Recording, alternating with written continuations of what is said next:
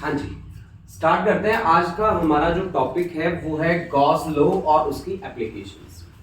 Basically हमें क्या करना है, हमें electric field intensity due to a straight conductor find करना है। उसके अलावा हमें क्या क्या काम करने हैं, एक स्फेरिकल कंडक्टर के लिए काम करना है और एक सिलेंड्रिकल कंडक्टर के लिए काम करना है। ठीक है, उसके साथ साथ उनके कुछ स्पेशल केसेस भी हमें बनाने हैं, हमें देखने हैं। देखो बच्चों, हम स्टार्टिंग करते हैं गॉस लॉ से। गॉस लॉ हमें कहता है कि मैं फ्लक्स की वैल्यू बताता हूं आपको, वो भी कौन सा, इलेक्ट्रिक फ्लक्स। और इलेक्ट्रिक फ्लक्स की जो वैल्यू है वो है आपके पास 1/ε0 times the net charge enclosed in the closed geometry. और इस बात से कोई फर्क नहीं पड़ता कि वो ज्योमेट्री का शेप कैसा है, साइज कैसा है। आप समझ रहे हैं मेरी बात? तो सबसे बड़ी बात यही है कि यहां पे शेप और साइज मैटर ही नहीं करता। और फ्लक्स की वैल्यू है कितनी, इलेक्ट्रिक फील्ड का डॉट प्रोडक्ट किसके साथ, एरिया के साथ। और हमने ये इंटीग्रेशन ली है क्लॉज सरफेस के लिए। मतलब आपके पास क्या होना चाहिए, सबसे पहली कंडीशन है सरफेस क्लॉज होना चाहिए, क्लॉज सरफेस होना चाहिए। क्लॉज सरफेस, शेप मैटर नहीं करती, शेप मैटर नहीं करती, शेप कभी भी मैटर नहीं करेगा, शेप मैटर नहीं करता, मैटर करता है केवल और केवल क्लॉज सरफेस। दूसरा हमने बोला कि ये सिमेट्रिक डिस्ट्रीब्यूशन ऑफ चार्जेस के लिए वैलिड है, सिमेट्रिक डिस्ट्रीब्यूशन के लिए वैलिड है, symmetric distribution of charges, symmetric distribution of charges के लिए ये वैलिड है, एसिमेट्रिक डिस्ट्रीब्यूशन के लिए वैलिड नहीं है। ज्यादातर आप जो स्फेरिकल क्लॉज सरफेस जो आप मानते हैं वो मानने आपने स्फेरिकल, ज्यादातर जो सरफेस आप मानेंगे वो स्फेरिकल मानने हैं। स्फेरिकल मानने के पीछे दो रीजन होते हैं, एक होता है ई डॉट डीएस जिसकी वैल्यू आ जाती है हमारे पास ई डीएस, और दूसरा रीजन होता है डीएस टोटल सरफेस एरिया जिसकी वैल्यू बनती है 4πr²। तो दो बातें होती है कि डॉट प्रोडक्ट आपके पास प्रोडक्ट ऑफ मैग्नीट्यूड के बराबर हो जाती है, और दूसरा इंटीग्रेशन जो आपकी क्लॉज सरफेस के लिए होती है उसकी वैल्यू हो जाती है 4πr²। दो सबसे बड़ी बातें हैं इसके लिए। ठीक है, अब देखो बेटा, इसका वैसे तो कोई प्रूफ नहीं है, लेकिन हम स्फेरिकल ज्योमेट्री के लिए इसका प्रूफ आपके सामने रखते हैं। चलिए देखिए, प्रूफ हम स्टार्ट करते हैं। देखो, प्रूफ के लिए हमने क्या किया, एक स्फेरिकल, इस तरह का एक स्फेरिकल सरफेस लिया। जब भी हम गॉस थ्योरम से डील करेंगे तो जो सरफेस मानेंगे जिसका नाम होगा गॉसियन सरफेस, वो हमेशा 3D में लेंगे। हमेशा हम कैसा लेंगे, 3 डायमेंशन वाला लेंगे। आप ये बात बिल्कुल नोट कर लो कि जब भी आप गॉसियन सरफेस कंसीडर करें ये तो 3 डायमेंशन वाला गॉसियन सरफेस आपको कंसीडर करके चलना है। समझ गए आप मेरी बात? ठीक है ना बेटा? अब देखो बेटा, मैंने क्या लिया, ये स्फीयर। स्फीयर भी 3 डायमेंशन में है, 3D में है, स्फीयर 3 डायमेंशन में है। हमने इसके सेंटर में बैठा दिया plus Q charge, positive charge मैंने लिया। पॉजिटिव चार्ज की इलेक्ट्रिक फील्ड लाइन कहां होती है बेटा, आउटवर्ड्स होती है। ठीक है ना बेटा? अब देखो, मुझे करना क्या है, मुझे निकालना है फ्लक्स। और फ्लक्स क्या होता है, फ्लक्स होता है इलेक्ट्रिक फील्ड की डॉट प्रोडक्ट एरिया के साथ, या इंटीग्रेशन में मैं लिख सकता हूं इलेक्ट्रिक फील्ड की डॉट प्रोडक्ट किसके साथ, एरिया के साथ। इंटीग्रेशन ई डॉट डीएस भी मैं लिख सकता हूं। अब हमने यहां पे क्या किया, एक छोटा सा एरिया कंसीडर कर लिया जिसका एरिया है डीएस के बराबर, डीएस के बराबर। Drop the normal to the ds, normal आप ड्रॉप कर दीजिए, और वो नॉर्मल जो होगा वो हमेशा इलेक्ट्रिक फील्ड की डायरेक्शन में होगा, फील्ड लाइन की डायरेक्शन में होगा। मतलब इलेक्ट्रिक फील्ड और एरिया की डायरेक्शन क्या हो जाती है, सेम हो जाती है। इलेक्ट्रिक फील्ड और एरिया की डायरेक्शन क्या हो जाती है बेटा, सेम हो जाती है। अगर इलेक्ट्रिक फील्ड और एरिया की डायरेक्शन सेम हो गई तो ये बन गया आपके पास ईडीएस, ईडीएस। ठीक है ना बेटा, ये आपके पास बन गया ईडीएस। अब देखो बेटा, हमने क्या करा, हम अगर इसका रेडियस r कंसीडर कर लेते हैं तो r डिस्टेंस पे इलेक्ट्रिक फील्ड की वैल्यू क्या रहनी चाहिए, k q by R square, जिसमें के इलेक्ट्रिक कांस्टेंट है, इसकी वैल्यू है 1/4 पाई एप्सिलॉन नॉट, ठीक है, और Q divide by R square. अब यहां से इलेक्ट्रिक फील्ड की वैल्यू अगर हम रख दें तो 1/4 pi epsilon not into R square multiplied by Q और integration ds। Total surface area क्या होता है भाई स्फीयर का? 4 पाई आर स्क्वायर ना, ठीक है जी। तो आप ये वैल्यू रखिए, तो Q/4 pi epsilon not into R square multiplied by 4 pi R square. 4 pi R square से आर स्क्वायर कैंसिल, बचा आपके पास Q बाय एप्सिलॉन नॉट, यानी कि आपके पास इलेक्ट्रिक फ्लक्स की वैल्यू किसके इक्वल आ गई? Q बाय एप्सिलॉन नॉट की वैल्यू इक्वल आ गई। और यही प्रूफ है किसका? गॉस लॉ का, ठीक है ना बेटा। अब चलिए न्यूमेरिकल बनाते हैं हम कुछ। देखो भाई, पहला न्यूमेरिकल तो शेप पे ही दे देता हूं मैं। मेरे पास ये एक शेप है, सिलेंड्रिकल शेप। ये है मेरे पास एक कॉन वाली शेप, ये देखो। ये है मेरे पास हेमिस्फेरिकल, इस तरह की शेप। और हर एक के अंदर मैंने चार्ज बैठाया Q, हर एक के अंदर मैंने चार्ज बैठाया Q। आपको डाइवर्ट करने के लिए क्या बोल सकता है अगला कि उसका रेडियस इतना है, उसकी हाइट इतनी है, उस हाइट पे आप बात करो, उसके रेडियस के लिए आप बात करो, तो आपके पास वैल्यूज क्या रहेंगी? अगर चार्ज अंदर बैठा है, बड़ी बात यह है, चार्ज अगर अंदर बैठा है तो फ्लक्स आपका किसके इक्वल होगा? Q बाय एप्सिलॉन नॉट के इक्वल ही होगा, Q बाय एप्सिलॉन नॉट के इक्वल ही होगा, ठीक है ना भाई। हाँ, आप इसी तरह से एग्जाम्पल 1 था ये, एग्जाम्पल नंबर 2। अगर आप किसी भी क्यूबिकल स्ट्रक्चर के साथ डील करते हैं, क्यूबिकल स्ट्रक्चर है जिसकी लेंथ, ब्रेथ, हाइट तीनों के तीनों बराबर है और इसके अंदर आपने चार्ज बैठा रखा है। अगर इनसाइड है, पहला इनसाइड, अगर आप इनसाइड डील कर रहे हैं तो आपके पास फ्लक्स होगा Q बाय एप्सिलॉन नॉट। अगर आप एक सिंगल साइड से डील कर रहे हैं तो साइड कितनी होती है भाई? बोलो बेटा, कितनी साइड होती है? 12 साइड्स होती हैं। तो आपके पास आएगा Q बाय 12 एप्सिलॉन नॉट, ठीक है। फेसेस के साथ डील कर रहे हैं तो फेस कितने होते हैं जी? 6 फेसेस होते हैं। कॉर्नर के साथ डील कर रहे हैं तो कॉर्नर कितने होते हैं जी? 8 कॉर्नर होते हैं, तो Q बाय 8 एप्सिलॉन नॉट। ये चीजें आप सीधी याद रख सकते हैं। अब इसी पे बेस्ड एक एनसीईआरटी का न्यूमेरिकल है, इसी बात पे बेस्ड एक एनसीईआरटी का न्यूमेरिकल है। आपको क्या दिया है? आपको दिया गया है square with side is equal to 5 centimetre, side is equal to 5 centimetre. एक स्क्वायर है हमारे पास जिसकी साइड है 5 सेंटीमीटर, ठीक है ना भाई। और उसके सेंटर पे हमने चार्ज रख दिया, इसके सेंटर पे एक चार्ज रख दिया, सेंटर पे हमने चार्ज रखा +6 microcoulomb. Find flux, flux at a distance 2.5 centimetre, 2.5 centimetre above its surface. बताओ ये कैसे काम करोगे? एनसीईआरटी का न्यूमेरिकल है ये, वैसे एनसीईआरटी का न्यूमेरिकल है। अब देखो, आप सोच के देखो कि हमारे पास एक फेस है इस तरह का, यही फेस है जिसकी ये स्क्वायर शेप दी है, मतलब लेंथ और ब्रेथ बराबर दी है। अब इसी के अगर सेंटर में जाना हो तो मुझे कितना ऊपर उठना पड़ेगा? 2.5 सेंटीमीटर। मतलब ये क्यूबिकल स्ट्रक्चर की बात कर रहा है। एक फेस मेरे को दे रखा है, बाकी फेस गायब है। मतलब आपको एक फेस के साथ डील करना है, एक फेस के साथ डील करना है तो आपका फ्लक्स कितना रहेगा? Q by 6 epsilon. सही है। चार्ज कितना दिया बोलो बेटा? चार्ज की वैल्यू दी है 6 माइक्रो। माइक्रो का मतलब होता है 10 की पावर -6 इंटू 8.85 इंटू 10⁻⁻12। 6 से 6 गया, इसको 10 मान लो, 10 की पावर -11 ऊपर जाएगा तो 10 की पावर 5 फील्ड लाइंस आ गया। फ्लक्स की यूनिट क्या होती है? न्यूटन मीटर स्क्वायर पर कूलम। बस दैट्स इट, हो गया। आगे समझ।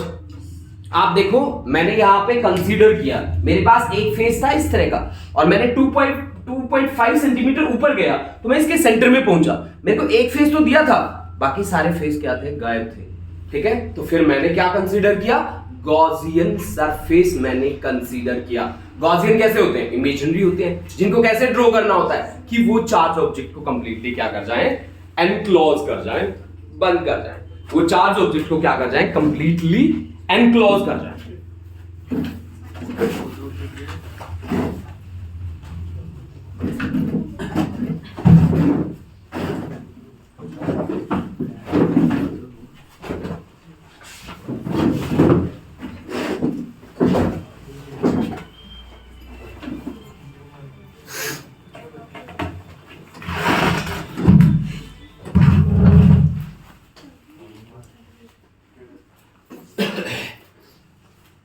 ठीक है बेटा, आ गया समझ? जहां समझ ना आए पूछ लेना। ये रिकॉर्डिंग जो हो रही है ये हमारे ग्रुप के लिए है, उसके बाहर नहीं जाएगी रिकॉर्डिंग, आप टेंशन ना लो।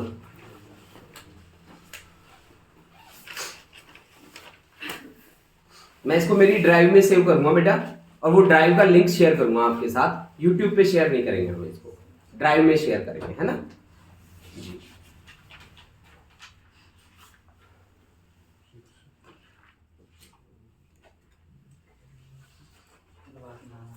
कौन सा? ये वाला क्वेश्चन देखो, इसमें ये बोला कि हमें एक स्क्वायर दे रखी है, इस तरह का एक स्क्वायर शेप दे रखा है, इस तरह का। ये हो गया आपके पास एक स्क्वायर शेप हो गया ना, जिसकी लेंथ और ब्रेथ दोनों की दोनों बराबर है ना। इसकी हर साइड 5 सेंटीमीटर 5 सेंटीमीटर, और आपको यहां से 2.5 सेंटीमीटर ऊपर आना है, और यहां पे आपको फ्लक्स बताना है। ठीक है, तो आप फ्लक्स किसके कारण बता रहे हैं? एक फेस के कारण। अगर आप इसको ढकें तो एक फेस यहां लगेगा, एक यहां लगेगा, एक यहां लगेगा, एक यहां लगेगा, एक ऊपर लगेगा। तो कितने फेस हो गए टोटल? 1 2 3 4, ऊपर वाला 5, नीचे वाला 6। तो काम कौन कर रहा है? केवल एक फेस काम कर रहा है ना। तो एक फेस के कारण फ्लक्स कितना रहेगा? 1/6 क्यू बाय एप्सिलॉन नॉट के बराबर। ठीक है ना बेटा जी। अब देखो next,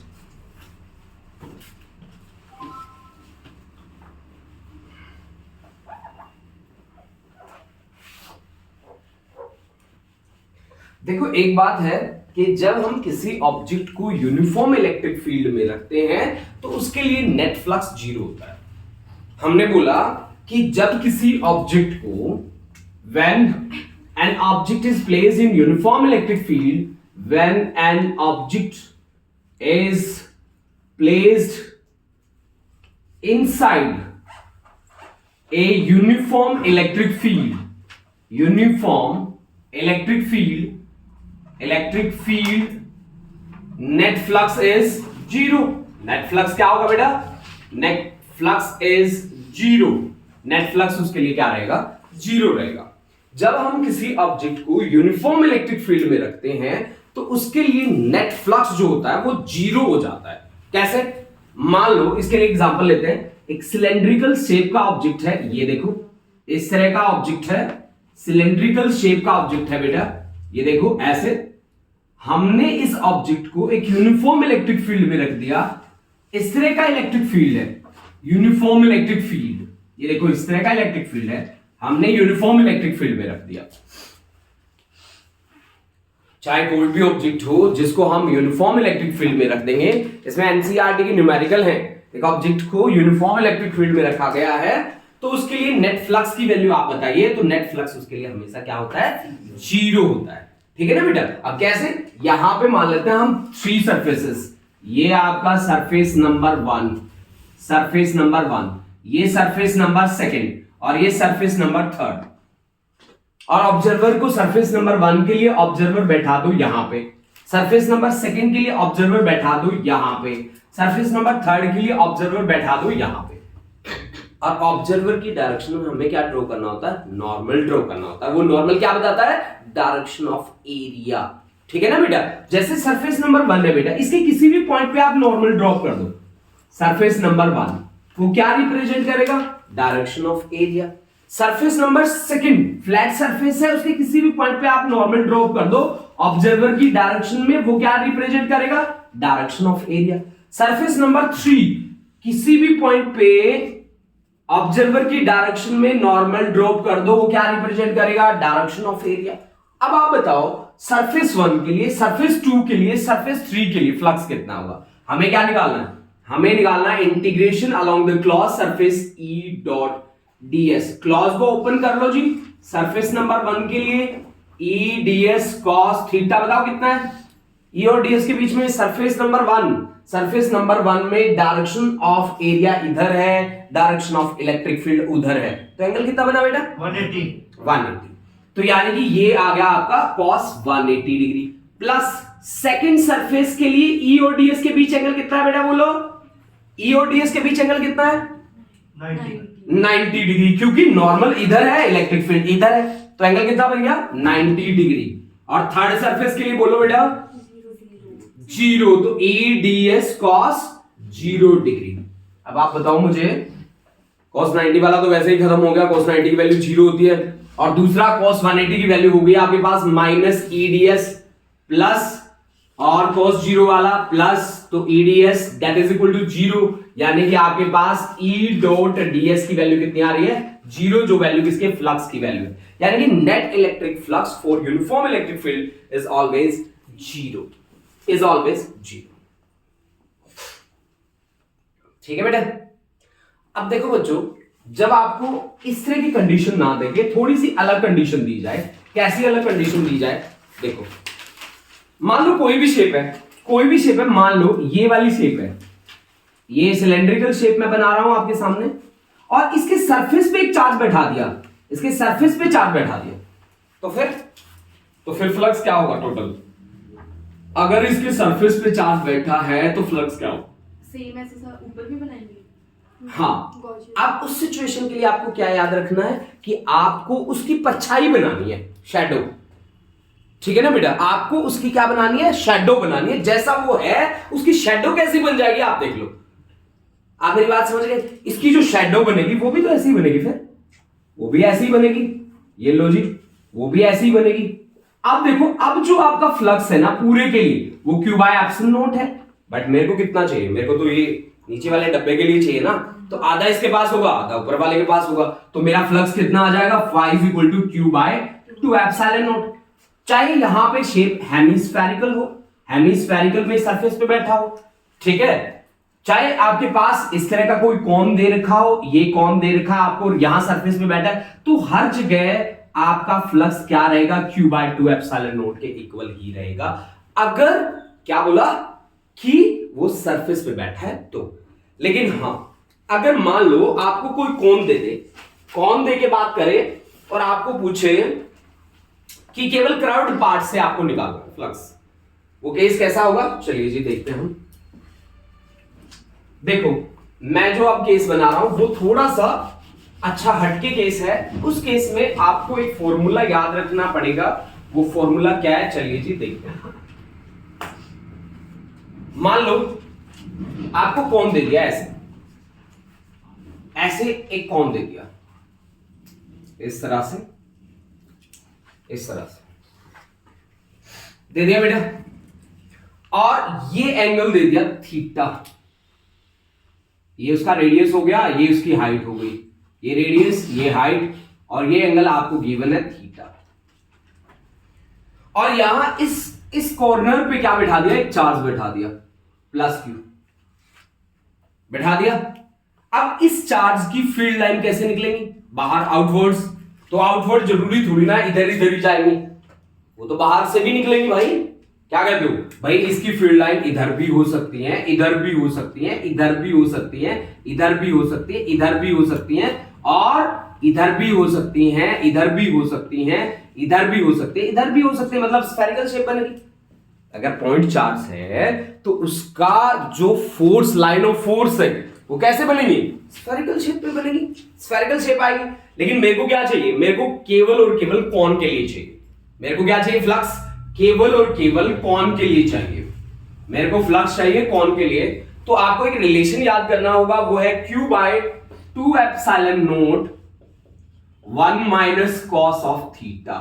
this is the relation for flux. इसके लिए हम एग्जांपल भी करते हैं अभी, ठीक है, देखते हैं उस एग्जांपल से हमें क्या पता चलेगा। अगर मुझे केवल इस कोण के लिए निकालना है, केवल और केवल इस कोण के लिए निकालना है, तो फिर मेरा फ्लक्स जो बनेगा वो बनेगा Q by 2 epsilon not 1 minus cos theta के बराबर, 1 माइनस कॉस थीटा के बराबर। 1 minus cos theta.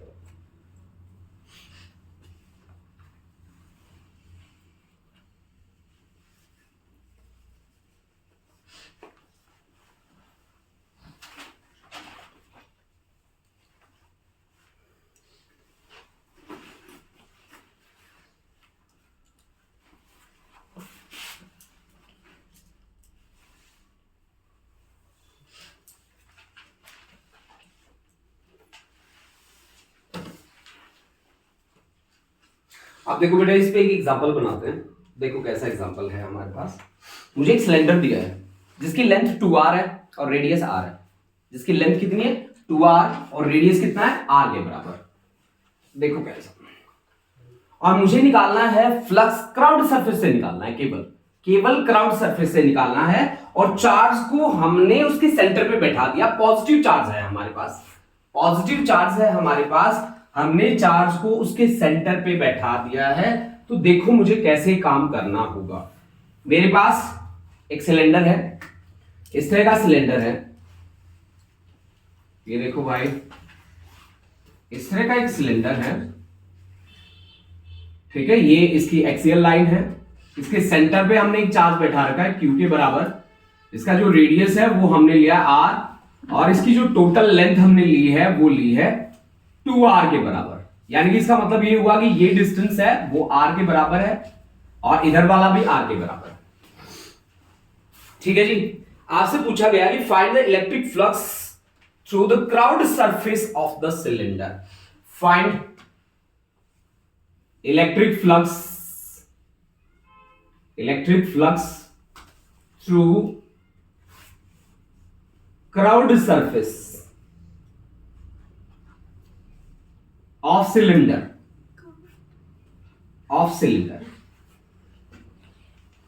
Crowd.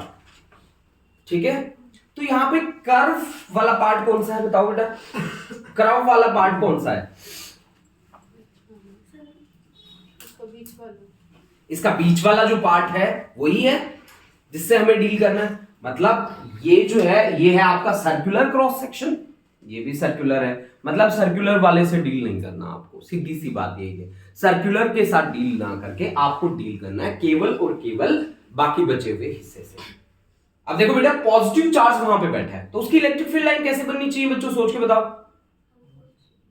Outwards तो बनेगी, वो हर दिशा से निकलेगी बाहर, है ना भाई, स्फीयर ही होगा एक किस्म से। तो मतलब इलेक्ट्रिक फील्ड लाइन उसकी यहां से ऐसे ऐसे ऐसे ऐसे ऐसे ऐसे हर डायरेक्शन में मैं निकाल सकता हूं।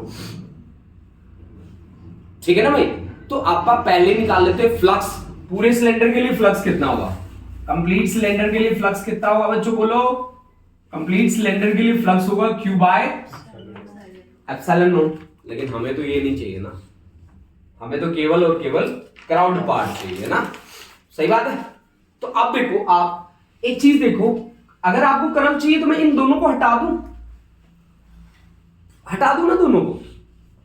मतलब मैं इसके साथ अलग से डील कर लूं। यहां से जो फील्ड लाइंस निकल रही हैं, फील्ड लाइंस ऐसे ही निकल रही होंगी, ऐसे ऐसे ऐसे इस तरह से।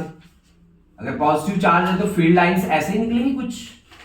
बोलो सही है कि नहीं है ना, बोलो भाई सही है।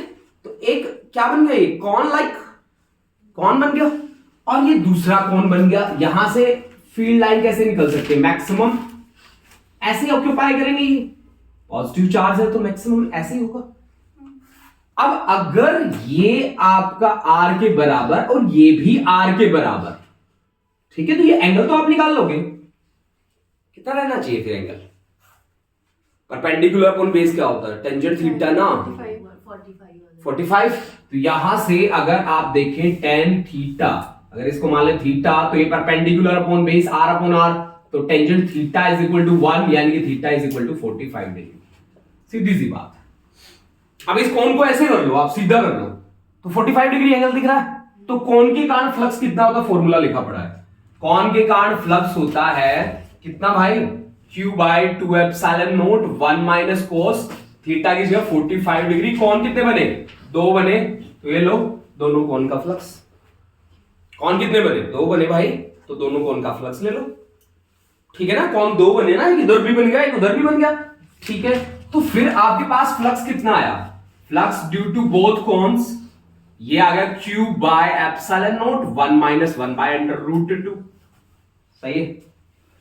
मुझे क्या चाहिए, मुझे तो नेट चाहिए ना, मुझे कैसे निकालना है, कर्व्ड सरफेस के लिए जो होगा टोटल सिलेंडर का माइनस दोनों के दोनों कौन का, सिलेंडर का है Q by epsilon naught minus Q by epsilon not 1 minus 1 by under root 2। तो आपके पास क्या बचा, Q by under root 2 into epsilon naught. This is the final answer, this is the final answer.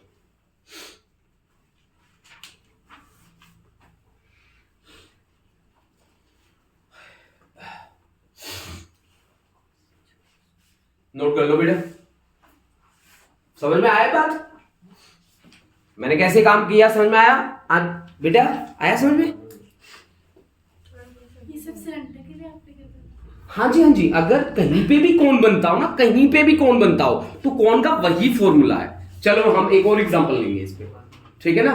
देखो सुनो, हमने बोला कि मुझे जो फ्लक्स चाहिए वो इस फेस के लिए चाहिए और मुझे केवल इस फेस के लिए चाहिए, जो इससे फील्ड लाइंस पास कर रही है उनका नंबर चाहिए। फ्लक्स का मतलब यही होता है। तो यहां से ये पॉजिटिव चार्ज है तो ऑफ कोर्स यहां से फील्ड लाइंस तो पास करेंगी, है ना, फील्ड लाइन तो पास करेंगी, जिन्हें आप रेडियली आउटवर्ड बोलते हैं। एक पॉइंट चार्ज हो ना तो उसकी जितनी भी फील्ड लाइन बनती है वो रेडियली निकलती होती है, सही बात है ना। तो यहां से भी फील्ड लाइन निकलेंगी, मुझे केवल और केवल इन पोर्शन से क्या चाहिए, फ्लक्स चाहिए, फील्ड लाइंस चाहिए।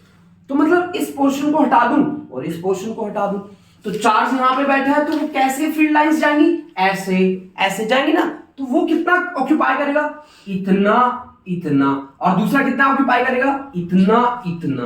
अगर इसका हटा दूं और इसका हटा दूं तो बाकी किसका बचेगा, केवल और केवल इस फ्लैट वाले पार्ट का, वही मुझे निकालना था। तो यहां पे मेरे को दो कोण बन गए बेटा, एक कोण तो ये बन गया बच्चा और दूसरा कोण ये बन गया। तो एक कोण के लिए मैंने काम कर लिया, एक कोण का फॉर्मूला लिखा पड़ा था। कोण कितने थे, दो, तो मैंने किससे मल्टीप्लाई कर दिया, 2 से मल्टीप्लाई कर दिया। अब एंगल कैसे निकाला, ये भी आर, तो टेंजेंट थीटा निकाल लिया। यहां से टेंजेंट थीटा होता है परपेंडिकुलर अपॉन बेस, तो थीटा आ गया मेरा 45 डिग्री। सही बात है ना बेटा, टेंजेंट 45 डिग्री की वैल्यू 1 होती है बेटा, ठीक है ना, that's why theta is 45 degree. समझ गए बेटा। अब हमने वहां पे 45 लिखा, फॉर्मूला हमारे पास बना पड़ा था पहले से, q by 2 epsilon not 1 minus cos theta, theta की जगह 45, cos 45 की वैल्यू होती है 1 बाय अंडर रूट 2, वो वैल्यू हमने रखी, हमारे पास फ्लक्स आ गया कॉन के लिए। अब जैसे ही दोनों कॉन के लिए आया, हमने पूरे सिलेंडर का फ्लक्स कितना था, q by epsilon naught, q by epsilon not में कॉन वाले को क्या कर दिया, सब्ट्रैक्ट कर दिया, बचा किसका, फ्लैट पार्ट का, बचा किसका बेटा, फ्लैट पार्ट का। बस दिस इज द, सही है।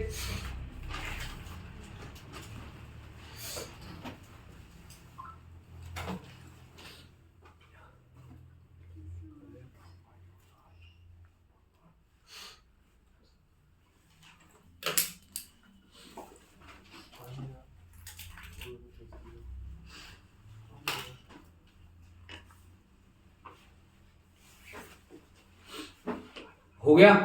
देखो आपने ये फॉर्मूला अगर आपको समझ में आ गया तो ये बात भी आप मान के चलो कि फ्लक्स का बहुत अच्छा होल्ड हो जाएगा आपका टॉपिक पे, फ्लक्स के टॉपिक पे। वैसे मैं आगे भी आपको लेके चलूंगा, आगे भी हम बहुत सारे स्पेशल केसेस करेंगे इनके, तो जिनमें हमें फ्लक्स को निकालने की अलग अलग कंडीशंस मिलेंगी, ठीक है ना बेटा। चलिए स्टार्ट करें, नेक्स्ट स्टार्ट करूं, एक एग्जांपल और बना ले इस पे, एक एग्जांपल और बना लेते हैं। देखो देखो बेटा, एक मुझे मटका दिया हुआ है, मटका गर्मी के दिनों में पानी ठंडा रखते हो ना जिसमें, वही मटका। देखो इस तरह की शेप का है बेटा एक, ये लो जी, सही है ना। अब देखो क्या बोला कि इसका जो रेडियस है ना, इसका जो रेडियस है वो r के बराबर है, और यहां से h हाइट के नीचे, यहां पे h हाइट पे, ठीक है, एक चार्ज बैठा दिया प्लस क्यू, है ना भाई, सही बात है। अगर आपसे पूछे कि पूरे मटके के लिए फ्लक्स कितना हो तो कितना होगा, सीधी सी बात, q बाय एप्सिलॉन। पूरा मटका मतलब फ्लक्स, इसका पूरा मटका पूरे मटके के लिए फ्लक्स कितना होगा? Q बाय एप्सिलॉन नॉट है ना। फ्लक्स पूरे मटके के लिए तो इतना ही होगा, लेकिन आप इसमें ही आपको बोल के कह दे कि मुझे तो फ्लक्स इससे नहीं चाहिए, मुझे फ्लक्स है ना इससे नहीं चाहिए क्रॉस सेक्शन से, बाकी जो बच गया ना उसके लिए चाहिए मुझे, है ना। माइनस कर देंगे, फिर सीधी सीधी सी बात तो यही है भाई। मैं कह दूं कि मुझे इससे मुझे नहीं चाहिए, मुझे ये नहीं चाहिए, ये नहीं चाहिए, मुझे ये वाला पार्ट नहीं चाहिए, बाकी का बताओ आप फ्लक्स कितना होगा, तो आप क्या करोगे बताओ? एक कोण का भाई कौन का घटा दोगे, सीधी सी बात ये है ना। तो ये आपके पास हो गया जी, कौन के लिए कितना पास करेगा, इतना ऐसे, ठीक है। और ये कितना हो गया एंगल, ये एंगल मान लो आप थीटा, यही तो एंगल मानते थे आप, थीटा मानते थे कि नहीं मानते थे? अब इस ट्राइंगल को आप बाहर निकाल लो, ये आपके पास आ गई ट्राइंगल आउटसाइड, ये आपका एंगल थीटा, इसको मान लो ए, इसको मान लो बी, इसको मान लो सी, है ना। बी पे कितना है 90 डिग्री, ए पे है थीटा, तीसरा है सी, और बी सी की वैल्यू है आपके पास आर के बराबर, और ए बी की वैल्यू है आपके पास एच के बराबर, और इसकी वैल्यू बन गई R square plus H square का रूट। बोलो बेटा सही, पाइथागोरस थ्योरम से हो गया ना।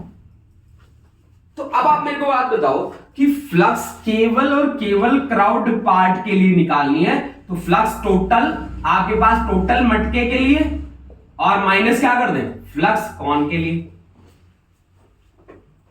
सही है ना भाई। तो मटके के लिए फ्लक्स कितना होगा बताओ? Q by epsilon naught. Cone के लिए कितना होगा अभी निकाल लेते हैं। कॉन के लिए होगा Q by 2 epsilon not 1 minus cos theta, सही है।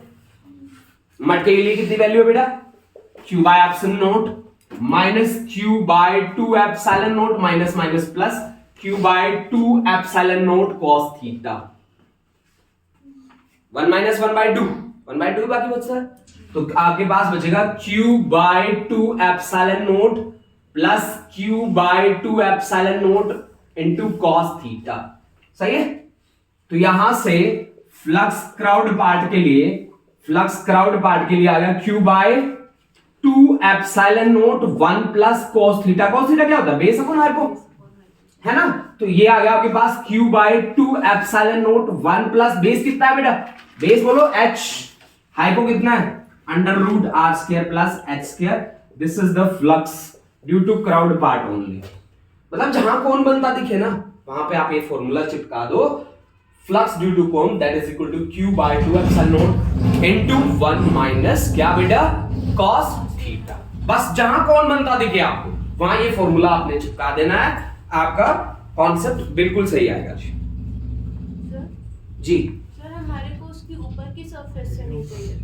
हाँ, मुझे केवल इस सरफेस से डील नहीं करना था, तो फील्ड लाइन तो ऐसे ही जाएंगी ना बेटा, ऐसे ऐसे ऐसे ऐसे ऐसे ऐसे, सही बात है भाई। फील्ड लाइन पॉजिटिव चार्ज है तो उसकी फील्ड लाइन कैसे फ्लो करेंगी? ये पॉजिटिव चार्ज है तो उसकी इधर भी जाएंगी, उधर भी जाएंगी, उधर भी जाएंगी, उधर भी जाएंगी, चारों डायरेक्शंस में आउटवर्ड ही फैलती है ना पॉजिटिव चार्ज की। हाँ, तो यही मैंने बात बताई कि यहां से फील्ड लाइन ज्यादातर कैसे एरिया कवर कर सकते हैं इस कॉन की तरह, ठीक है ना बेटा। अगर हमें केवल सरफेस का माइनस करना है तो हमने पूरे कोण का क्यों हटाया फिर? अच्छा, ये बात भी सही है बेटा, बिल्कुल।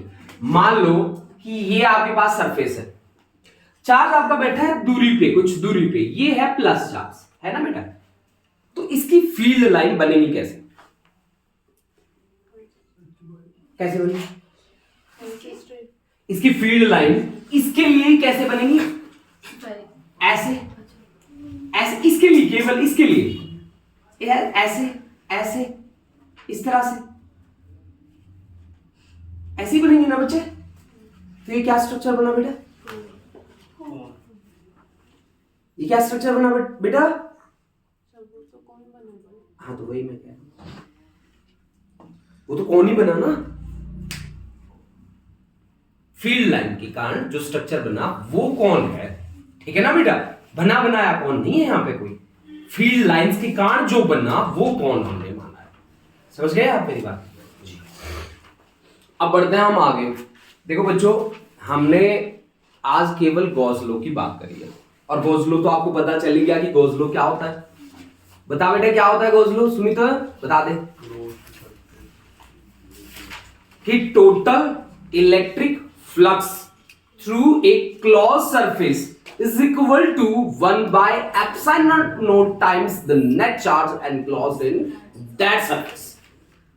यही तो बात है ना कि phi जो है वो q by epsilon naught के बराबर है।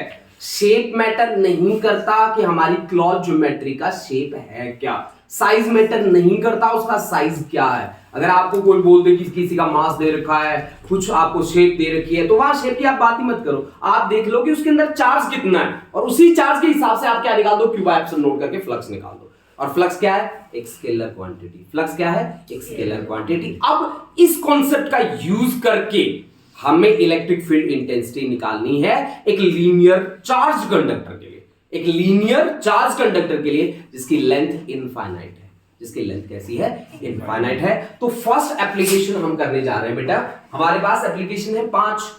एक एप्लीकेशन हम करेंगे लीनियर कंडक्टर के लिए, दूसरी हम करेंगे सॉलिड किसके लिए, स्फीयर के लिए, एक हम बात करेंगे होलो स्फीयर की।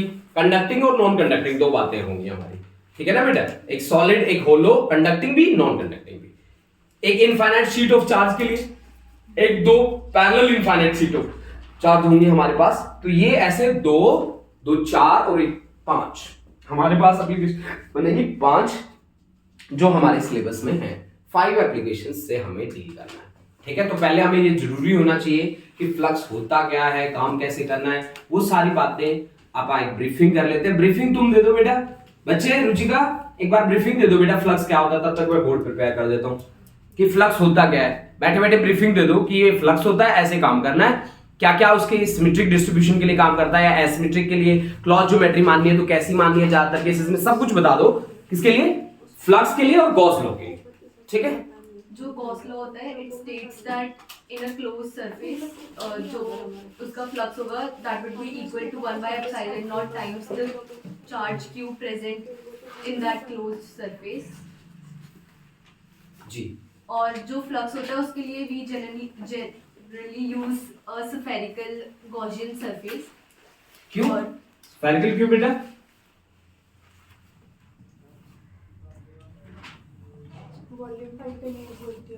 स्फेरिकल क्यों, स्फेरिकल में इजी हो जाता ना, इलेक्ट्रिक फील्ड और एरिया की डायरेक्शन सेम हो जाती है, उसका जो सरफेस एरिया निकालना है वो भी बहुत इजी हो जाता है, 4πr² हो जाता है। सही बात है। अगर कोई चार्ज आउटसाइड लाई करता है और एसिमेट्रिक डिस्ट्रीब्यूशन है, हाँ सिमेट्रिक डिस्ट्रीब्यूशन है आपके पास चार्जेस का, आप उसके लिए कंसीडर कर सकते हो। अगर एसिमेट्रिक डिस्ट्रीब्यूशन है चार्जेस का तो जो बाहर वाले चार्ज है वो बाहर ही रह जाएंगे, वो हमारे काउंटिंग में नहीं आएंगे। काउंटिंग में केवल और केवल कौन आएगा, जो सिमेट्रिक वाला है, जो सिमेट्रिक वाला है वही काउंटिंग में आएगा। यूनिफॉर्म डिस्ट्रीब्यूशन जो दिखा रहा है ना वही काउंटिंग में आएगा, बाकी काउंटिंग में नहीं आएगा। पहली एप्लीकेशन हम करने जा रहे हैं, उससे पहले एक बार गॉस लॉ की मैं डेफिनेशन फिर से लिख देता हूं, अगर आपको याद नहीं है तो फिर से। गॉस लॉ, गॉस लॉ की डेफिनेशन सिंपल है जी कि फ्लक्स आपका होना चाहिए q बाय एप्सिलॉन नॉट के इक्वल, और q कौन सा चार्ज है, जो एनक्लोज्ड है, ठीक है ना बेटा। आपका जो शेप है या साइज है वो कैसा भी हो सकता है, मान लो ये है हमारे पास से, एक है प्लस चार्ज, प्लस चार्ज का आउटवर्ड्स होती है, तो ये आप ले लो q1, ये ले लो आप q2, ये इनवर्ट डायरेक्शन है, क्रॉस से दिखा दिया मैंने, डॉट से मैंने q3 दिखा दिया, और ये बाहर बैठा है q4 और यहां बैठा है q5। तो अब ये किसको कंसीडर करेगा बोलो कि phi is equal to q1, q1 कितना है आउटवर्ड वाला, q2 बाहर वाला, प्लस q3, ये नेट चार्ज हो गया, डिवाइड बाय एप्सिलॉन, ये आएगा। q4 और q5 यहां पे काउंट ही नहीं होंगे बेटा, q4 और q5 यहां पे काउंट नहीं होंगे, मेरी बात आप समझ गए। दूसरी बात, यहां पे जो फ्लक्स है वो होता है बेटा इलेक्ट्रिक फील्ड की डॉट प्रोडक्ट किसके साथ, एरिया के साथ। इलेक्ट्रिक फील्ड की डॉट प्रोडक्ट किसके साथ, एरिया के साथ। इलेक्ट्रिक फील्ड की डॉट प्रोडक्ट एरिया के साथ वो क्या है, फ्लक्स है। फ्लक्स क्या बताता है, number of field lines. Flux क्या बताता है बेटा, number of field line. Flux क्या बताता है हमें, नंबर ऑफ फील्ड लाइंस। और नंबर ऑफ फील्ड लाइन से हमें क्या पता चलता है, strength of electric field, strength of electric field. Number of field line से क्या पता चलता है, स्ट्रेंथ ऑफ इलेक्ट्रिक फील्ड। कैसे, अगर नंबर ऑफ फील्ड लाइंस बहुत ज्यादा है तो स्ट्रेंथ बहुत अच्छी है, अगर नंबर ऑफ फील्ड लाइन बहुत कम है तो स्ट्रेंथ बहुत कम है। सही बात है अभिषेक, समझ रहे हो मेरी बात? अगर क्राउडेड है ना फील्ड लाइंस तो स्ट्रेंथ बहुत अच्छी है, अगर वो क्राउडेड नहीं है तो स्ट्रेंथ अच्छी नहीं है। मेरी बात आप समझ गए? ठीक है, क्लियर है? आगे बढ़ जाऊं आगे? पक्का? देखो पहली जो एप्लीकेशन मैं करूंगा ना बेटा, वही एप्लीकेशन उसी तरह की एक एप्लीकेशन यूज होती है मैग्नेटिज्म में। मैं ये जो एप्लीकेशन कर रहा हूं ना, इसकी डिट्टो एप्लीकेशन मैग्नेटिज्म में यूज होगी। वो क्या होगा, यहां मुझे इलेक्ट्रिक फील्ड निकालना है, वहां मुझे मैग्नेटिक फील्ड निकालना है। यहां पे मेरे पास चार्ज्ड है ऑब्जेक्ट, वहां पे करंट कैरिंग कंडक्टर होगा। आप मेरी बात समझो, दोबारा से सुनो। यहां मुझे इलेक्ट्रिक फील्ड निकालना होगा मेरी पहली एप्लीकेशन में, वहां मुझे मैग्नेटिक फील्ड निकालना होगा using बायट-सावर्ट्स law.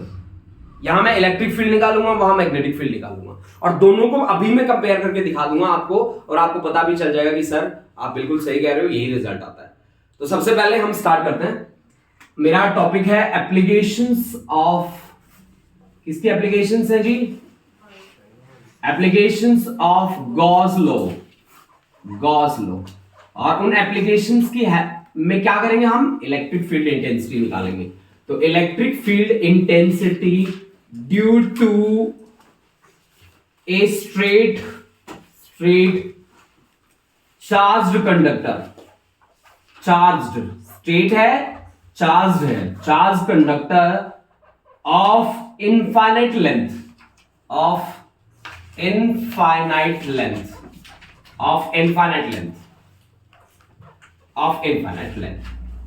Electric field intensity due to straight charge conductor of infinite length.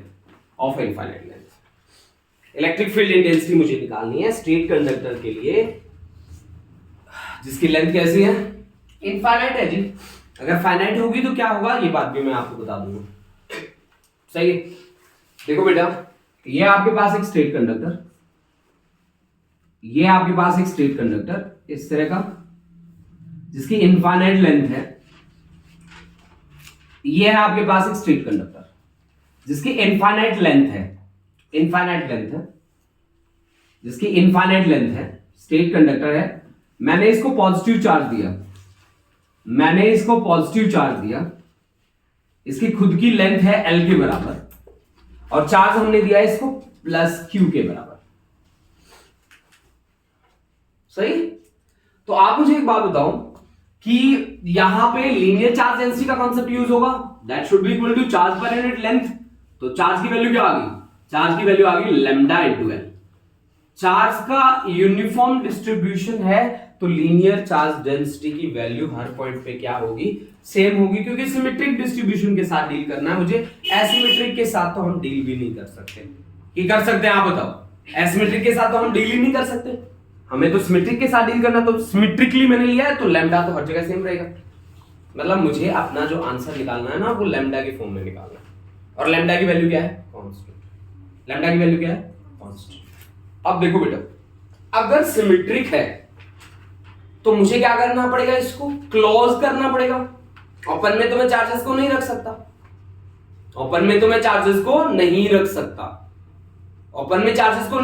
तो मुझे क्या करना पड़ेगा? क्लोज। और क्लोज करने के लिए मुझे क्या मानना पड़ेगा? Gaussian surface. और गॉसियन सरफेस क्या होता है? इमेजिनरी सरफेस, जिसको कैसे ड्रॉ किया जाता है? ऐसे ड्रॉ किया जाता है कि वो चार्ज ऑब्जेक्ट को कंप्लीटली क्या कर जाए? बंद कर जाए।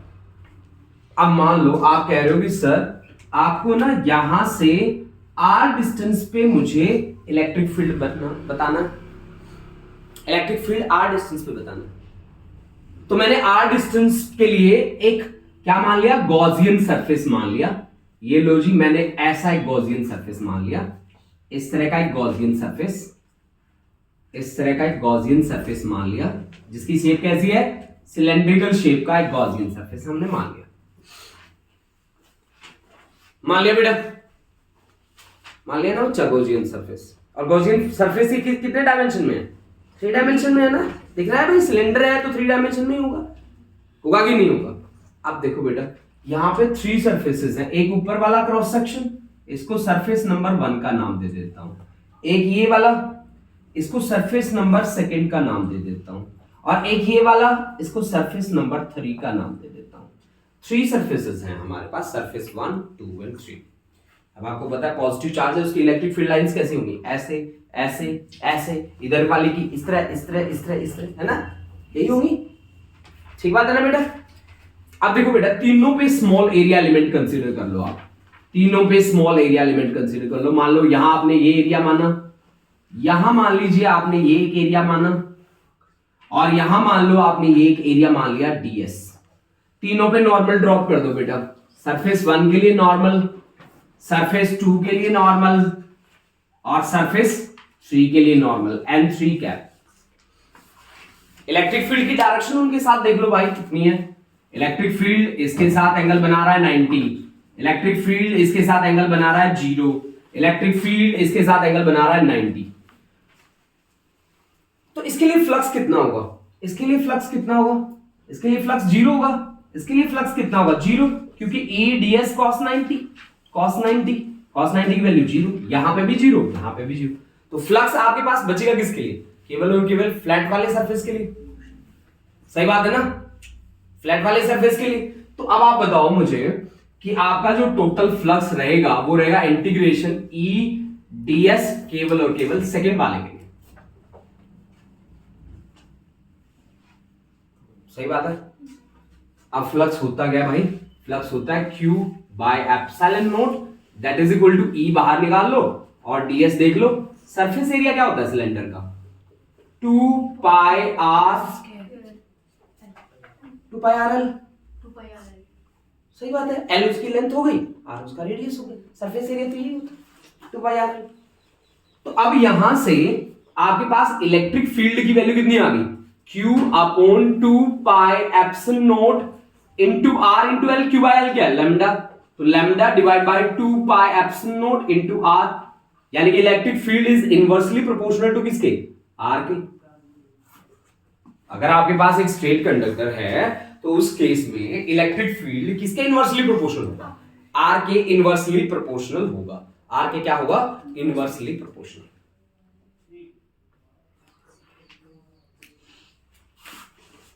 सही है।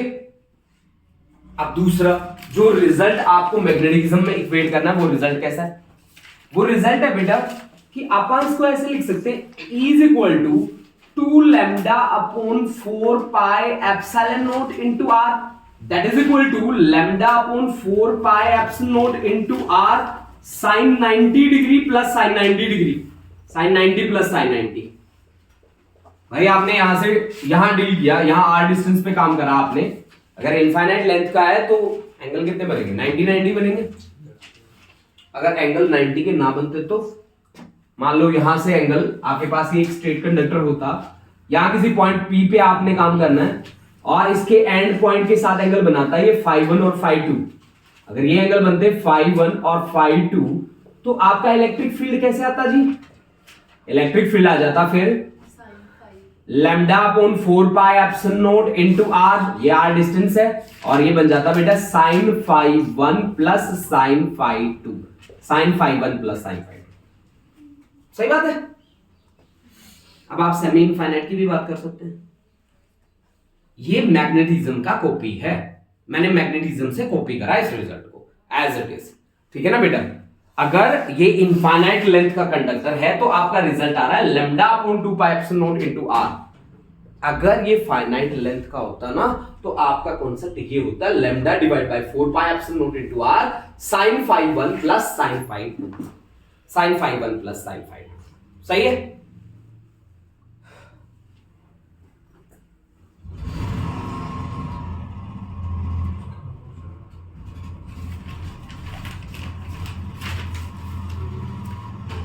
सर के पास ही आजकल बाइक का चार्ज, मैं गाड़ी लेके आता हूँ। नहीं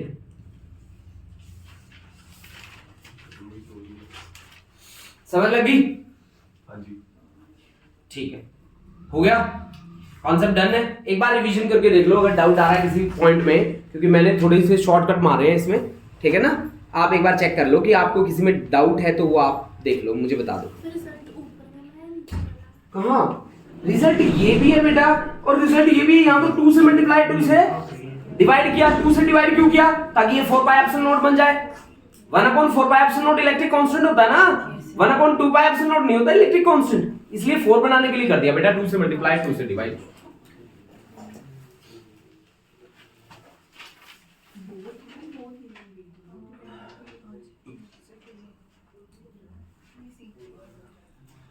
अब एक क्वेश्चन बनाते हैं जिस पे बहुत ही अच्छा है ना, एक बार नोट कर लो आप, फिर क्वेश्चन बनाएंगे एक अच्छा सा।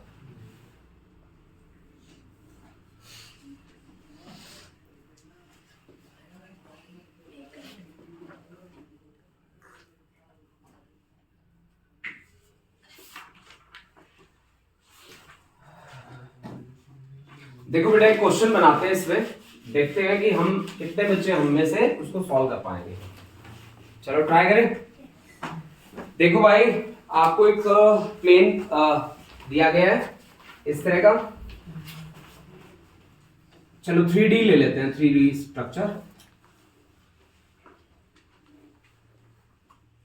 ये ओरिजिन है, ये XY प्लेन के अंदर हमने एक सीट रख दी XY, और ये है हमारे पास Z एक्सिस। XY प्लेन के अंदर कुछ इस तरह से,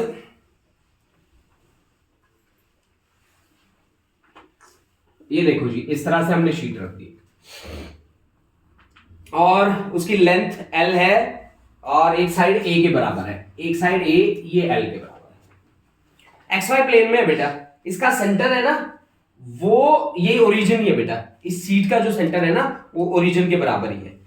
ये सीट है हमारे पास ABCD, आपको दिख रही होगी, आपके पास एक रेक्टेंगुलर सीट है ABCD, जिसका एरिया जो है वो है length into L into A के बराबर, सही है। और इसका जो सेंटर है ना वो ओरिजिन है। आप समझ गए ना मेरी बात, मैं क्या कहना चाहता हूं, समझ गए बेटा। और ये किसमें लाई करता है, XY प्लेन के अंदर लाई करता है, XY प्लेन के अंदर लाई करता है, जिसका एरिया हो तो 2 डायमेंशन में होगा ना, 3 में तो लाई नहीं कर सकता ना वो, सही बात है कि नहीं है ना। तीसरा देखो, एक हमारे पास स्ट्रेट रोड है, ऐसी एक स्ट्रेट रोड है, इनफाइनाइट लेंथ की रोड है, इनफाइनाइट लेंथ की रोड है, स्ट्रेट रोड है इनफाइनाइट लेंथ की, जिसका y से जो डिस्टेंस हमें दे रखा है वो दे रखा है √3/2a। ये जो डिस्टेंस है ना ये दे रखा है √3/2a के बराबर, ठीक है जी। और इसकी लीनियर चार्ज डेंसिटी है lambda, that is equal to Q/L, charge per unit length, इसकी चार्ज डेंसिटी दे रखी है लैम्डा। तो आपसे क्वेश्चन क्या करा गया, find the electric flux through ABCD, find electric flux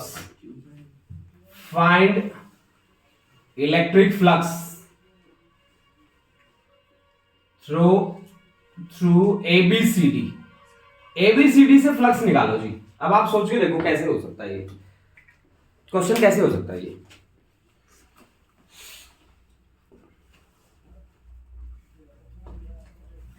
बताओ, सोचो,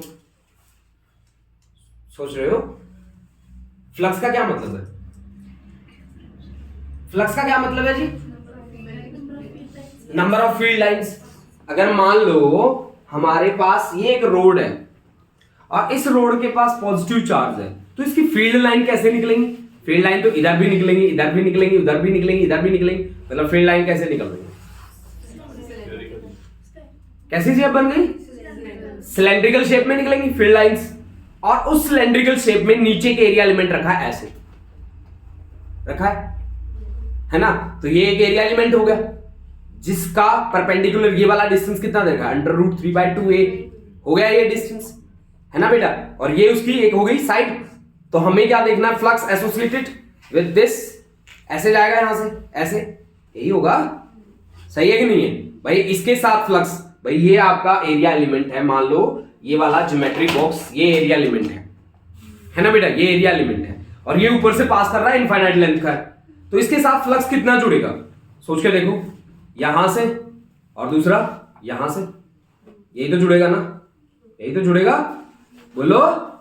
तो आप एक छोटे से एलिमेंट के लिए बात कर लेते हैं, यहां एक चार्ज बैठा है Q, उसके साथ डील कर लेते हैं, ये एंगल निकाल लेंगे, ये वाला एंगल देख लेंगे, एंगल देखेंगे तो ये कैसी शेप बना लेगा, ठीक है, देख लेंगे। 360 के लिए कितना काम करेगा ये? बोलो 360 के लिए कितना काम करेगा? 360 डिग्री अगर पूरा घुमाऊं तो इसके लिए इलेक्ट्रिक फील्ड कितना बनता है इस कंडक्टर के लिए? Lambda upon 2 pi epsilon not into R के इक्वल 360 घुमाऊं तो, अगर 1 डिग्री घुमाऊं तो 360 से डिवाइड कर दे, lambda upon 2 pi epsilon not into r divide by 360। सही बात है ना जी? तो सबसे पहले अपन एक नॉर्मल बात लिखते हैं, सिंपल बात लिखते हैं। भाई ये इनफाइनाइट कंडक्टर है, उसका रिजल्ट हमने निकाला है। ये एक इनफाइनाइट कंडक्टर है, ये एक इनफाइनाइट स्ट्रेट कंडक्टर है, स्ट्रेट कंडक्टर है ना, इनफाइनाइट स्ट्रेट कंडक्टर है। इसके चारों ओर फील्ड लाइंस हैं, चारों ओर अगर हम घूमे तो 360 डिग्री पे घूम गए, तो 360 डिग्री एंगल के लिए फील्ड कितना है बताओ? Lambda upon 2 pi epsilon not into R. 1 degree के लिए कितना होगा? Lambda upon 2 pi epsilon not into R multiplied by 360 degree. अब बेसिक काम क्या है? बेसिक काम है कि मेरे पास जो एरिया है ना उसका एंगल कितना बन रहा है, कितने एंगल के लिए वो कवर करके चल रहा है, कितने एंगल के लिए वो कवर करके चल रहा है, यही है मेरा बेसिक काम। अब सबसे पहले मैं यही काम करूंगा फिर, ठीक है? तो चलो, अब कहानी हमारी बदल चुकी है, करैक्टर हमारे चेंज हो चुके हैं, अब नया करैक्टर आ गया, वो कहता है कि एंगल निकालो सर आप पहले, उसके बाद हम आपसे बात करेंगे। ठीक है जी, एंगल निकालते हैं पहले। देखो जी, देखो हमें क्या करना है, हमने बोला कि ये स्ट्रेट कंडक्टर और इसके कारण ऐसा ऐसा सा सीन है जी, ऐसा ऐसा सा सीन है, ऐसा ऐसा, सही है? बोलो बेटा, ठीक है जी, ठीक है ना बेटा? अब इसके अंदर ये वाला जो पोर्शन है वो ऐसे ऐसे रखा गया है जी, सही है? बोलो बेटा, ऐसे रखा गया, और इसका जो परपेंडिकुलर डिस्टेंस मुझे दे रखा है वो परपेंडिकुलर डिस्टेंस दे रखा है इसका √3/2a, मतलब यहां से इसका जो परपेंडिकुलर डिस्टेंस दे रखा है वो दे रखा है √3/2a, परपेंडिकुलर डिस्टेंस दे रखा है, सही है ना? दूसरा यहां पे मुझे इसकी साइड जो दी है वो ये वाली साइड मुझे दे रखी है a के बराबर, ये वाली साइड दे रखी है l के बराबर, है ना भाई? अब सुनो, ये वाली इस तरह से है, ठीक है ना जी? ऊपर जो सिलेंडर है वो ऐसे है, ऊपर जो सिलेंडर है वो ऐसे है ना? तो मैंने यहां से क्या करा, एक नॉर्मल ड्रॉप कर दिया इसके बीच में, एग्जैक्ट इसके बीच में। ये इसकी हाइट दे रखी थी मुझे, इसकी तो दे रखी है हाइट, यही तो डिस्टेंस दे रखा है √3/2a, यही तो दे रखा है ना? दे रखा है कि नहीं दे रखा? ठीक है ना बेटा? तो ये कितना हो गया? a/2, ये हो गया कितना? √3/2a, सही है? तो बोलो फिर कैसे रहेगा? मतलब यहां से मैंने परपेंडिकुलर ड्रॉप कर दिया, यहां से मैंने परपेंडिकुलर ड्रॉप कर दिया ऐसे, क्योंकि मुझे इसके साथ ही डील करना है ना। तो ये डिस्टेंस हो गया मेरा a/2, ठीक है ना जी? और ये हो गया जी √3/2a, √3/2a। आप मेरी बात समझ गए? दोबारा सुन लो, ये है मेरे पास ऐसे डब्बा, सिलेंडर के अंदर फिक्स हो गया, ये वाली साइड है, इससे परपेंडिकुलर डिस्टेंस मेरे को ये दे रखा है, मतलब ये वाला डिस्टेंस गिवन है। जो हमने पहले कंसेप्ट किया था उसमें जो कंडक्टिंग वायर थी, उसके हमने चारों ओर मतलब गॉसियन सरफेस बनाया था, पर यहाँ पर जो गॉसियन सरफेस बना है उसके बिल्कुल एंड पर वायर है जी, तो फिर वो क्लोज में तो नहीं आया ना, वो तो फिर मतलब एक किस्म का उसके सरफेस पर आया। नहीं बेटा, हमने जो बात करी ना, जैसे कि ये वायर है, तो इसके गॉसियन सरफेस कैसे है? इसका पूरा का पूरा ऐसे बन रहा है ना बेटा, और उस गॉसियन सरफेस के अंदर हमने इस एलिमेंट को बैठा दिया। आप मेरी बात समझे? देखो, जैसे मान लो ये बन गया आपका गॉसियन सरफेस, ऐसे ऐसे बन गया बेटा गॉसियन सरफेस। मान लो यही वायर है, इसके अंदर से पास कर रहा है, और इसके अंदर हमने क्या करा, मान लो ये एक एलिमेंट है, इस एलिमेंट को इसके अंदर बैठा दिया। ये देखो सीन ये है बेटा, आप समझ गए ना? ठीक है ना बेटा? अब हमने क्या करा क्योंकि मैं भी इसको जब 3D बना रहा हूं ना तभी मेरा भी कॉन्सेप्ट क्लियर हो रहा है कि यहां से ये परपेंडिकुलर डिस्टेंस है, इस लाइन के बिल्कुल मिड में मैंने परपेंडिकुलर ड्रॉप कर रखा है। आप परपेंडिकुलर डिस्टेंस देखोगे तो ऐसे ही देखोगे ना बच्चे, है ना बेटा। तो परपेंडिकुलर डिस्टेंस आपने ये देख लिया √3/2 है, ये आपका हो गया कितना a/2, है ना। तो हम इसको मान लेते हैं एंगल कितना थीटा, मान लेते हैं इसको एंगल थीटा, ठीक है। अगर ये निकलेगा तो फिर पूरा एंगल निकल जाएगा, इधर वाला ये निकल गया थीटा, इधर वाला फिर निकल गया, जितना ये आएगा उतना ये आएगा, आएगा कि नहीं आएगा। अब मेरा टारगेट ये है, यानी कि अब मुझे निकालना है ये वाला थीटा, ये वाली साइड है a/2, ये 90 डिग्री का एंगल है, आप ड्रॉ कर लो ABC। अब यहां पे एक ट्रायंगल बना लो आप ABC, थीटा एंगल कहां पे है A पे, B पे क्या है 90 और C आपको किसकी वैल्यू पता है BC कितना बेटा a/2 और किसका पता है AB कितना बेटा √3/2a। अब यहां से BC perpendicular upon base, perpendicular upon base क्या होता है टेंजेंट थीटा ना, तो BC की वैल्यू कितनी है, BC की वैल्यू है a/2 और AB की वैल्यू कितनी है √3/2a that is equal to tan theta. तो tan थीटा की वैल्यू आ गई 1/√3 जो टेंजेंट 30 डिग्री के बराबर है, यानी कि थीटा कितना आ गया 30 डिग्री। थीटा कितना आ गया 30 डिग्री। अब ये तो एक फेस के साथ आ गया, दूसरे के साथ भी 30 डिग्री होगा, मतलब मेरा पूरा एंगल कितना बन गया 60 डिग्री। अगर मेरा एंगल पूरा 60 डिग्री है तो मेरा कॉन्सेप्ट कितना आ जाएगा lambda divide by 2 pi epsilon not into r into 360 multiplied by क्या 60। सही है, तो फिर मेरी वैल्यू कितनी बनी, मेरी वैल्यू बन गई बेटा 1/6 जो मेरे पास फ्लक्स आ रहा था स्ट्रेट कंडक्टर के कारण उसके इक्वल,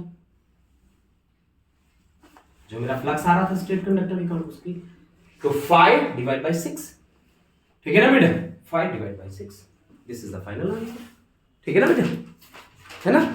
तो ये रहा मेरा फाइनल आंसर। अब चलते हैं नेक्स्ट एप्लीकेशन की ओर। नेक्स्ट एप्लीकेशन देखो हमारे पास क्या है, कैसे मुझे उसके साथ डील करना होगा देखो।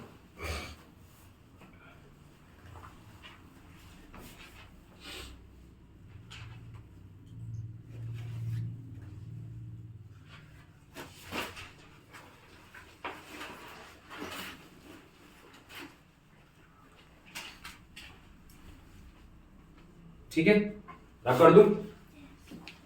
देखो जी नेक्स्ट मैं कर रहा हूं कंडक्टिंग स्फीयर के लिए, कंडक्टिंग है और होलो है, ठीक है। अगर सॉलिड है तो भी सारा का सारा चार्ज किस पे जाएगा सरफेस पे जाएगा। तो यहां मैं 2-3 बातें आपको अलग बता देता हूं पहले ही, ताकि आपको कोई कंफ्यूजन क्रिएट ना हो। देखो बेटा अगर आपको होलो वर्ड देके नॉन कंडक्टिंग भी देना तो भी चार्ज तो उसके सरफेस पे बैठेगा, अगर होलो दे दे और नॉन कंडक्टिंग दे दे तो चार्ज तो भी सरफेस पे ही मिलेगा ना। होलो होगा तो कहां जाएगा चार्ज सरफेस पे बैठेगा चार्ज। भाई अगर आपको होलो दे दे और नॉन कंडक्टिंग वर्ड यूज कर ले तो भी चार्ज उसके सरफेस पे ही बैठेगा। बट मैं यहां पे सबसे पहले कंडक्टिंग की बात करने जा रहा हूं, और कंडक्टिंग की एक अच्छी बात होती है कि inside a conductor net charge हमेशा 0 होता है। किस मेथड से क्यों होता है वो 0, उसका क्या रीजन है, क्योंकि चार्जेस इक्वल और अपोजिट क्या हो जाते हैं इंड्यूस हो जाते हैं भाई। इसको क्या बोलते हैं charging by induction, charging by induction. फिर क्या होता है कि वो इक्वल और अपोजिट चार्ज आते हैं वो रिपेल करते जाते हैं कूलम्बियन फोर्सेस के कारण। वो धक्के मार मार के जितना आप अंदर देते हो ना चार्ज उतना सरफेस पे अपीयर हो जाता है। समझ गए। तो सबसे पहला मेरा कॉन्सेप्ट है इलेक्ट्रिक फील्ड इंटेंसिटी मुझे फाइंड करनी है due to conducting spherical shell, conducting spherical shell, conducting spherical shell, spherical shell. देखो भाई कंडक्टिंग स्फेरिकल सेल के लिए मुझे काम करना है।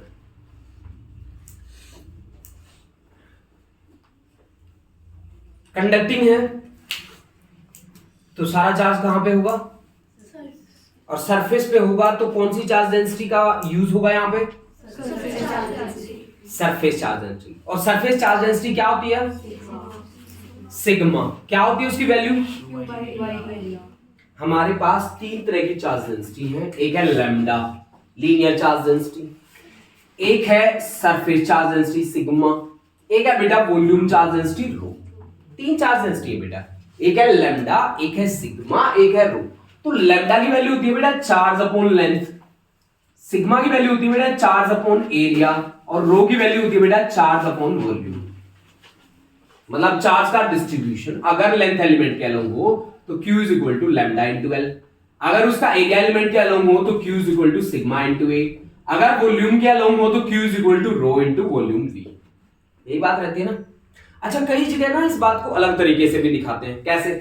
कई लोग बोल देते हैं कि sir Q is equal to integration lambda dx, इसको बोल देते हैं भाई Q is equal to double integration sigma dx into dy, या double integration sigma dy into dz. और कई लोग यहां पे Q is equal to triple integration rho dx into dy into dz भी बोल देते हैं। कोई इसको सिंपल इंटीग्रेशन लेके रो डीवी भी बोल देता है, कोई इसको सिंपल इंटीग्रेशन लेके रो सिग्मा डीएस भी बोल देता है। मतलब ये अलग अलग तरीके हैं बेटा। अगर एक इंटीग्रेशन है तो वो लेंथ के लिए है, ठीक है ना, ऊपर वाले में हमने जैसे दिखाया एक सिंगल कोऑर्डिनेट है। अगर दो कोऑर्डिनेट हैं तो डबल आप इंटीग्रेशन आप ले सकते हैं, ठीक है ना बेटा। अगर थ्री कोऑर्डिनेट हैं तो ट्रिपल इंटीग्रेशन आप ले सकते हैं, क्योंकि वॉल्यूम में तीनों के तीनों आते हैं, एक्स भी आता है, वाई भी आता है और जेड भी आता है। सही है।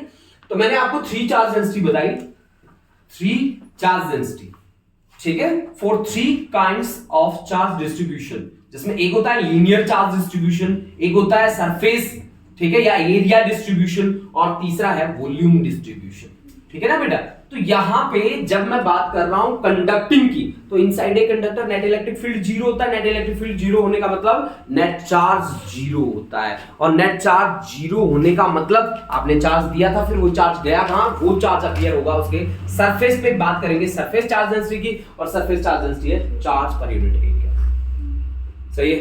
तो चलिए स्टार्ट करते हैं। सबसे पहला outside the cell, outside the cell, this cell, इसमें हम बात करेंगे जी उस डिस्टेंस की जो रेडियस से बड़ा है, उस डिस्टेंस की जो रेडियस ऑफ सेल से बड़ा है। सही है। मान लो कि आपके पास ये एक कंडक्टिंग स्फेरिकल सेल है, ठीक है। आप इसका जो रेडियस है वो कैपिटल आर कंसीडर कर रहे हैं, कैपिटल आर कंसीडर कर रहे हैं, और आप काम कर रहे हैं बाहर जाके किसी आर डिस्टेंस पे, पॉइंट पी पे आप काम कर रहे हैं। आप देख सकते हैं कि small R is greater than capital R, है ना बेटा। अब आपको क्या करना होगा बच्चों, एक गॉसियन सरफेस ड्रॉ करना होगा, एक गॉसियन सरफेस ड्रॉ करना होगा। ये लीजिए जी, आपने गॉसियन सरफेस ड्रॉ कर दिया, और वो सरफेस कैसा है, spherical in shape, spherical in shape. सही है। अब आपने एक स्मॉल एरिया एलिमेंट कंसीडर किया। स्फीयर के केस में ये फायदा होता है हमें कि इलेक्ट्रिक फील्ड की जो डायरेक्शन होती है वही किसकी डायरेक्शन होती है, एरिया की डायरेक्शन होती है। अब आपने फ्लक्स निकालना स्टार्ट करा। आपने कहा कि सर फ्लक्स आप निकाल लो ई डॉट डीएस से, ई डॉट डीएस से। ई और डीएस की सेम डायरेक्शन है, तो आप बोले कि सर ये तो ई डीएस ही हो गया। फ्लक्स की वैल्यू कितनी होती है, अगर आपने चार्ज दे रखा है प्लस क्यू, चार्ज तो सारा का सारा सरफेस के ऊपर आ जाएगा, net charge inside the conductor तो जीरो हो जाएगा, प्लस क्यू। तो आपके पास phi is equal to q divide by epsilon naught, that becomes equal to e बाहर ले लो, टोटल सरफेस एरिया उसका हो गया कितना, 4 पाई आर स्क्वायर। तो आपके पास ई की वैल्यू आ गई Q upon 4 pi epsilon not into R square. बस दैट्स इट। यानी कि यहां पे electric field varies inversely square of distance, है ना। यही टॉपिक आपका ग्रेविटेशन के लिए भी काम करता है। ये जो टॉपिक है ग्रेविटेशन डिट्टो इसकी कॉपी करता है। अगर आप ग्रेविटेशन में जाएं और आप क्या लें, एक मासिव सिलेंडर ले लें जिसका सेंटर ऑफ मास एग्जिस्ट करता है, तो वहां पे भी यही टॉपिक बनता है, डिट्टो ये टॉपिक बनता है। समझ गए। पोटेंशियल का भी वही बनता है, यहां पे पोटेंशियल का भी बनेगा, पोटेंशियल का भी बना के दिखाएंगे आपको, क्योंकि नेट इलेक्ट्रिक फील्ड जीरो तो पोटेंशियल क्या होगा, कांस्टेंट होगा उसके अंदर, है ना भाई। तो इसी से रिलेटेड आप बात कर भी सकते हो, इसके अंदर नेट इलेक्ट्रिक फील्ड तो आपका जीरो है, लेकिन पोटेंशियल क्या है, कांस्टेंट है, पोटेंशियल कांस्टेंट है, लीनियरली चेंज नहीं होता जैसा तुमने डायग्राम बनाया था एग्जाम में, कांस्टेंट है। कांस्टेंट का मतलब है उसकी वैल्यू चेंज नहीं होती भाई विद रिस्पेक्ट टू डिस्टेंस, जब तक आप उसके सरफेस पे नहीं आते तब तक वैल्यू चेंज नहीं होती मेरे भाई, समझ गए आप। चलो मैं आगे, आप देखो सुनो आगे। अब देखो बेटा, इस आर को ना कम करते करते करते करते करते सरफेस पे ले आओ, इस आर को कम करते करते करते करते करते करते सरफेस पे ले आओ, तो फिर क्या होगा, दूसरा on the surface, on the surface, surface पे क्या होगा भाई, बोलो बेटा, small R is equal to capital R, electric field आपके पास कितना बन गया, same Q upon 4 pi epsilon not into small R भी कैपिटल आर। बट मैंने ये रिजल्ट क्यों लिखा, इस रिजल्ट के लिखने के पीछे एक रीजन है, क्या रीजन है पता है, वो है सरफेस चार्ज डेंसिटी। तो सरफेस चार्ज डेंसिटी होती क्या है, charge per unit surface area होता है 4 पाई आर स्क्वायर। तो यहां ढूंढ लो तो इलेक्ट्रिक फील्ड क्या आ गया, sigma divide by epsilon not.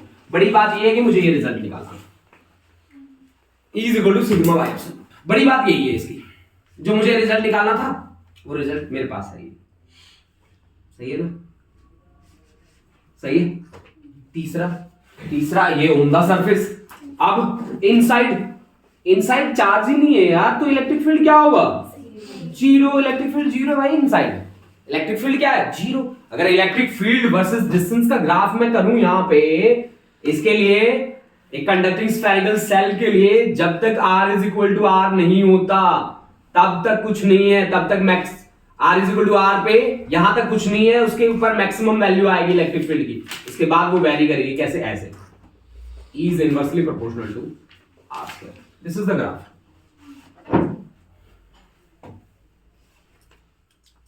Electric field और डिस्टेंस के बीच का ग्राफ जो रहेगा वो आपका ऐसा रहेगा जी।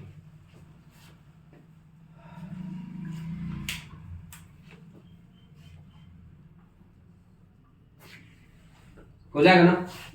अब दूसरी बात सुनो, ये था कंडक्टिंग का।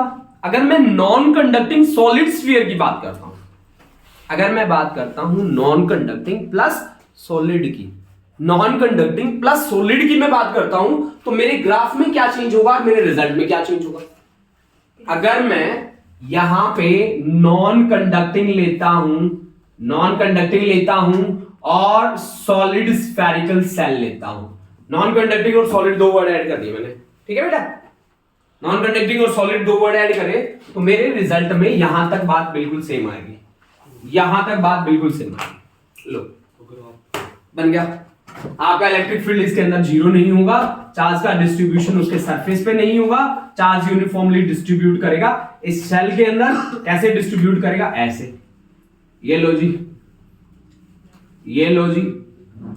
पहला केस सेम है जी, outside on the surface same है जी, लेकिन इनसाइड में दिक्कत है जी।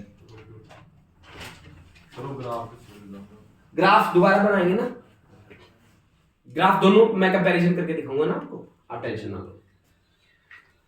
यानी कि इतनी बातें तो आपने सेम लिखनी है। अब आप स्टेटमेंट में ये चीज ऐड कर लो, electric field due to non conducting solid spherical shell outside inside on the surface. देखो कैसे काम करना है आपने, रिजल्ट बनाते हैं हम लोग, कैसे रिजल्ट बनाएंगे देखिए।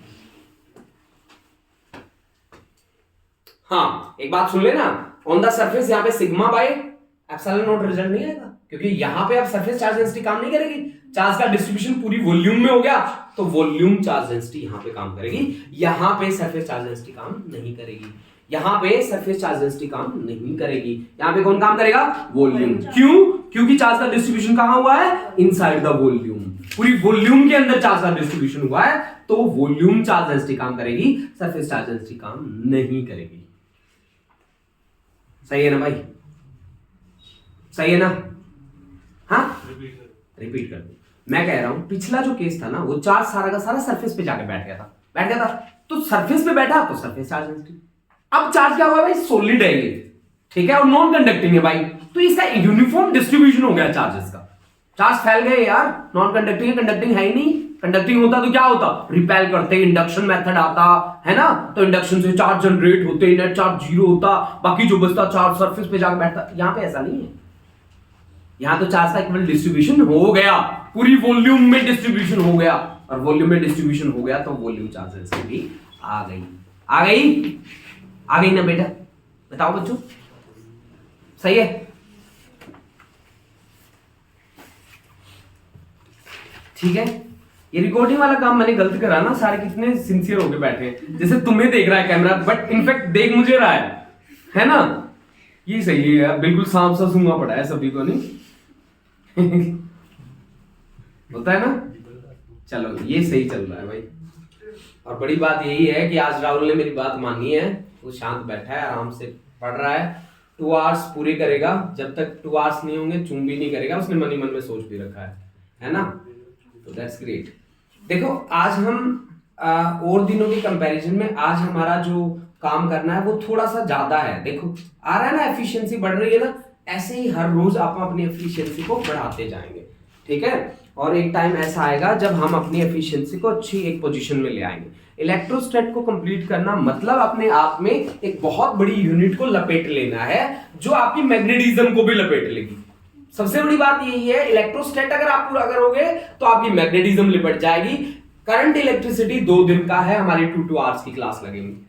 मैग्नेटिज्म आधे से ज्यादा पहले ही कवर होगा, हम फटाफट से कवर करते जाएंगे उसे, ठीक है। थ्योरेटिकल पार्ट ज्यादा है, बचेगा हमारे पास केवल और केवल EMI, इलेक्ट्रोमैग्नेटिक इंडक्शन। आप देखो थोड़ी सी एफिशिएंसी को और बढ़ा दो, आप इन 10 दिनों में 4 यूनिट का जो टारगेट लिया था वो पूरा कर लेंगे। बेटा बीच में 1 या 2 दिन मुझे ऑफ भी करना पड़ेगा,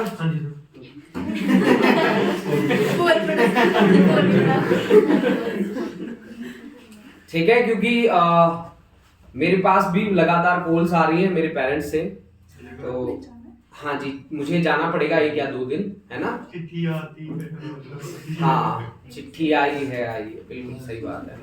घर का ब्याह हो गया सही है, घर कब आओगे? तुम भी ये घर सुना सुना जिसने गाना गाना होता है ना वो मेरे साथ है, ठीक है। सर वो जो फोन वाला था, अगर हमारे पास केवल एक फोन है और उसके अंदर हमने फिर रखा है, नेटवर्क का सब में जाना तो पूरा मैं क्लियर कर दूंगा उसको आफ्टर द क्लास, ठीक है। चलो ये ऑन द सरफेस तक बात ठीक है ना। उसके बाद हम आगे बढ़ते हैं, उसके बाद हम बात करते हैं इनसाइड द सरफेस। तीसरी बात और सबसे इंपॉर्टेंट बात, inside the surface, inside the surface. हाँ जी, लड़का 1.5 घंटे से बैठा था, जैसे ही छेड़ा 4 गाने फेंक दिए है ना। हाँ इनसाइड द सरफेस देखो, देखो भाई ये हमारे पास है कौन, solid spherical cell non conducting वाली। अब इसके अंदर हमें काम करना है, ठीक है ना जी, इसके अंदर जाके हमें काम करना है, ठीक है। अब देखो बेटा कैसे काम करेंगे, मान लो कि ये तो थी आपकी सॉलिड वाली, आप कह रहे हो सर इसका रेडियस है कैपिटल R, हम है ना सर स्मॉल r डिस्टेंस पे काम करेंगे, स्मॉल r डिस्टेंस पे काम करेंगे। तो जब हम स्मॉल r डिस्टेंस पे काम करते हैं तो हमें क्या करना होगा, पहले एक गॉसियन सरफेस ड्रॉ करना होगा। गॉसियन सरफेस ड्रॉ करा, एक स्मॉल एरिया एलिमेंट माना हमने, जिसका एरिया है ds के बराबर, नॉर्मल ड्रॉप करा हमने, और इलेक्ट्रिक फील्ड की डायरेक्शन दिखाई हमने। स्फीयर के लिए इलेक्ट्रिक फील्ड और एरिया की डायरेक्शन सेम होती है, ठीक है ना। तो अब अपनी बात को आगे बढ़ाते हैं। हमने बोला कि E dot ds that is equal to q की जगह q डैश बाय एप्सिलॉन, क्योंकि मीडियम के अंदर है, permittivity of the medium use करेंगे। स्फीयर के अंदर चले गए तो permittivity of the medium use करेंगे। चार्ज का मुझे पता नहीं उसके अंदर है कितना, क्योंकि यूनिफॉर्म डिस्ट्रीब्यूशन था, हमने तो एक छोटा सा टुकड़ा निकाला है। सही बात है कि नहीं है बेटा, है ना। मैंने तो इतना पोर्शन निकाला, पूरा तो इतना था ना, पूरा तो कैपिटल R का था, मैंने तो स्मॉल r का निकाला, ठीक है। तो फिर आप कैसे डील करोगे? अब आप बोलोगे कि सर ये तो EDS ही हो जाएगा, ठीक है जी, q dash by epsilon, E बाहर निकाल लिया, ds टोटल सरफेस एरिया जो स्फीयर मैंने माना है उस स्फीयर का है 4 pi r square that is equal to q dash by epsilon. इसको मान लेते हैं भाई इक्वेशन नंबर 1। अब बच्चों देखो 4/3 पाई कैपिटल R की क्यूब वॉल्यूम में चार्ज कितना है Q। एक यूनिट वॉल्यूम में चार्ज कितना होगा Q by 4/3 pi capital R की क्यूब। अब मेरे पास जो स्फीयर है उसका वॉल्यूम होगा 4/3 पाई स्मॉल r की क्यूब। तो इस वॉल्यूम में चार्ज कितना रहेगा Q by 4/3 pi capital R की cube multiplied by 4/3 pi small r की क्यूब। मतलब चार्ज कितना आ गया Q इंटू स्मॉल r की cube divide by capital R की क्यूब। ये है मेरे पास चार्ज। आप समझ गए ना। ये वैल्यू किसकी है ये पता है आपको। ये वैल्यू आई है Q डैश की। ये वैल्यू किसकी है बेटा Q डैश। अब देखो बेटा कैपिटल R जो है ना वो तो कांस्टेंट है ना बेटा। कैपिटल R तो कांस्टेंट है ना बच्चों। वेरिएबल कौन है स्मॉल r। वेरिएबल कौन है स्मॉल r है बेटा। ये बात याद रखो। अब देखो आप फ्रॉम वन से जाओ जी तो आपके पास e into 4 pi r square that becomes q dash की value q into small r की cube divide by capital R की क्यूब। एप्सिलॉन भी बैठा है बेचारा। सही है। तो जो कैंसिल हो रहा है काट दो उसे r स्क्वायर r आपके पास बाकी बचा e इज इक्वल टू कितना q divide by 4 pi epsilon into r की cube multiply by small r। सही है ना बेटा। ठीक है। अब देखो बेटा हमने क्या करा 4/3 पाई r की क्यूब 3 से मल्टीप्लाई 3 से डिवाइड। सही है। तो वॉल्यूम चार्ज डेंसिटी क्या होती है चार्ज अपॉन वॉल्यूम। वॉल्यूम कितना होगा 4/3 पाई कैपिटल R की क्यूब। ये है ना 4/3 पाई R की क्यूब। तो ये कितना बन गया बताओ बोलो rho into R divide by 3 epsilon that is equal to E। Symmetric distribution of charges के साथ डील करते हैं तो रो तो कांस्टेंट ही रहेगा उसका। तो यानी कि electric field is directly proportional to किसके R। Directly proportional to R। ठीक है। अब यहां पे रिजल्ट कैसा बन गया। अगर मैं इलेक्ट्रिक फील्ड वर्सेस डिस्टेंस की मैं बात करना चाहूं तो मैं जब बात करूं R is equal to capital R पे तो उस पे वैल्यू मेरे पास एक फिक्स वैल्यू आ जाएगी। लेकिन जब तक मैं ओरिजिन से जाऊंगा R is equal to R तक then electric field will be directly proportional to R। ठीक है। उसके बाद ये क्या करेगा ऐसे डिक्रीज करेगा is inversely proportional to R square. लो जी ये आ गया सॉलिड के लिए। ये सॉलिड के लिए बात सही बात है ना। तो सॉलिड के लिए हम इस तरह से बात करते हैं। ठीक है ना सर पेपर में हमें इलेक्ट्रिक फील्ड का आया था या पोटेंशियल का आया था बच्चे।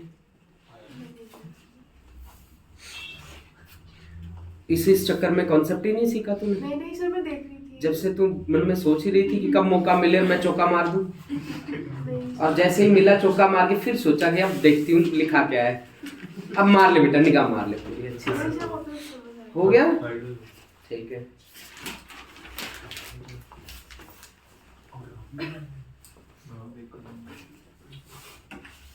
इसके बाद देखो नेक्स्ट हमारे पास एप्लीकेशन क्या है। नेक्स्ट हमारे पास दो एप्लीकेशन और बाकी बची हैं। एक इनफाइनाइट शीट ऑफ चार्ज एक due to two parallel infinite sheet of charge. इसके साथ ही हमारी गॉस लॉ खत्म हो जाएगा इलेक्ट्रिक फील्ड खत्म हो जाएगा फोर्स खत्म हो जाएगा। ठीक है ना बेटा। तो आप ये देखो कि इससे जुड़े हुए जितने भी आपके एमसीक्यूज हैं जितने भी क्वेश्चंस हैं that you have to complete and tomorrow we will take 1 hour session of doubt. ठीक है ना 1 आवर सेशन हम ले लेंगे डाउट के लिए। ठीक है ना। ठीक है जी। और इसका हम टेस्ट बना लाएंगे तो कल अपन टेस्ट कंडक्ट कर लेंगे। ठीक है। तो थोड़ा सा आप पहले आओगे बेटा। यहाँ पे केमिस्ट्री की जो ट्यूशन पढ़ते हैं ना उन बच्चों को छोड़ के सभी बच्चों को 11 बजे हमारी 12 बजे स्टार्ट होती है 11 बजे आ जाना। उन बच्चों को छोड़ के जो केमिस्ट्री की ट्यूशन पढ़ते हैं। जो केमिस्ट्री की नहीं पढ़ते वो 11 बजे आ जाएंगे है ना। जो केमिस्ट्री की पढ़ते हैं उनका बाद में हम टाइम ले लेंगे 11 से 2 बीच में 15 मिनट का ब्रेक रख लेंगे। ठीक है। आपको चाय पानी पिला देंगे आप टेंशन मत लो। जो केमिस्ट्री वाले हैं वो वहीं पिए चाय पानी। मैं थोड़ी ना पिलाऊंगा। चाय पानी नहीं चाय में दसो चाय पानी मीठी रखी क्या है? से काई 12 से मिस्टी मालूम है तो 2 ही होना 12 तो ठीक है 12 तो 2 ही है तो चलो नेक्स्ट स्टार्ट करें। नेक्स्ट देखो हमारी 2 एप्लीकेशन हो रहती है बस, उसके साथ ही गॉस लॉ और उसके एप्लीकेशंस का काम स्वाहा हो जाता है। ठीक है, कर दे स्वाहा। चलो देखिए नेक्स्ट हमारे पास है electric field intensity due to infinite sheet of charge, due to infinite sheet of charge.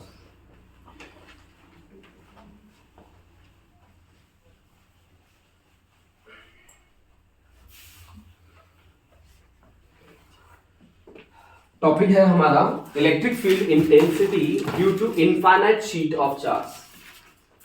Electric field intensity due to infinite sheet of charge, infinite sheet of charge.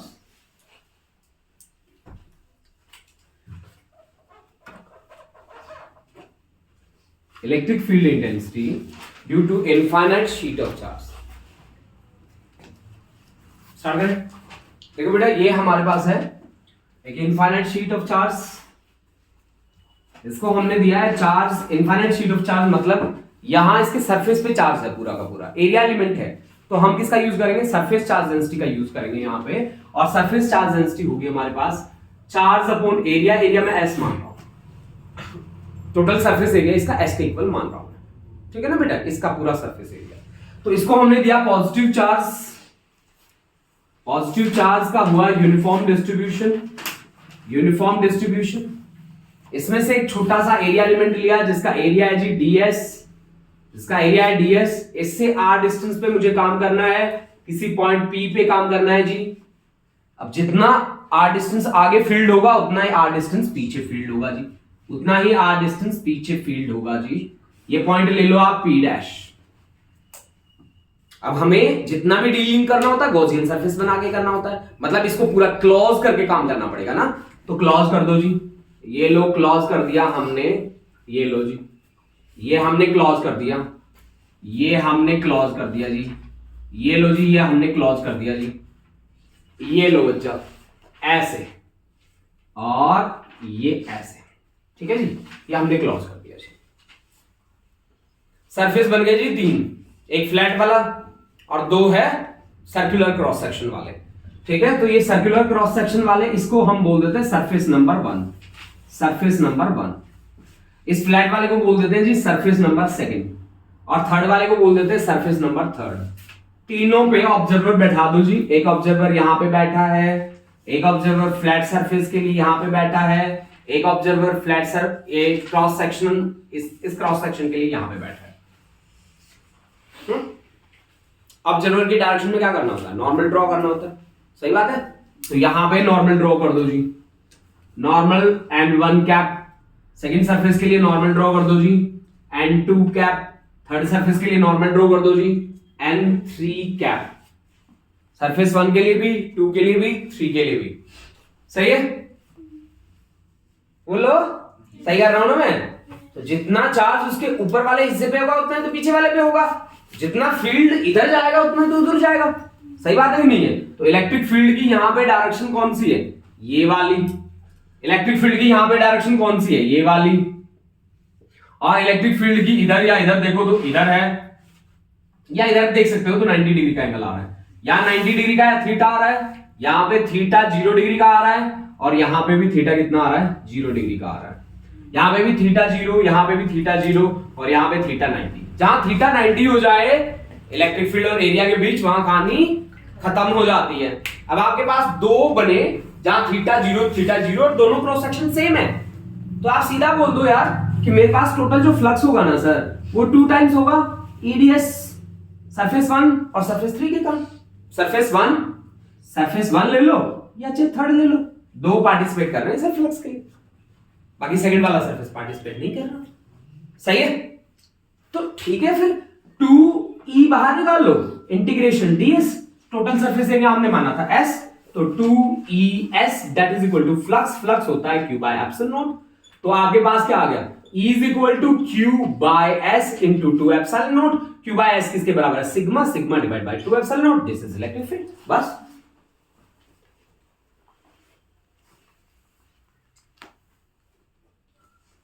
बस आ गया आंसर। आया कि नहीं आया? देख लो भाई, मैंने कहा कि 2 इंटू ds, ds को मान लिया s, वो फ्लक्स के इक्वल, फ्लक्स होता किसके इक्वल है? Q बाय एप्सिलॉन नॉट के बराबर, ठीक है ना बेटा? तो 2es is equal to Q by epsilon naught, E is equal to Q by s into 2 epsilon naught. s मैंने इसलिए लिख दिया कि Q बाय s क्या हो जाएगा? सिग्मा, तो sigma by 2 epsilon naught, this is electric field intensity due to infinite sheet of charge. आपके पास एक sigma divide by epsilon naught भी आया था, याद है आपको? वो कंडक्टिंग स्फेरिकल सेल के लिए था, कंडक्टिंग स्फेरिकल सेल के लिए था, उसके सरफेस पे इलेक्ट्रिक फील्ड याद है ना आपको? सिग्मा बाय एप्सिलॉन नॉट, ये सिग्मा बाय 2 एप्सिलॉन नॉट है, इनफाइनाइट शीट ऑफ चार्ज के लिए है ये sigma by 2 epsilon not.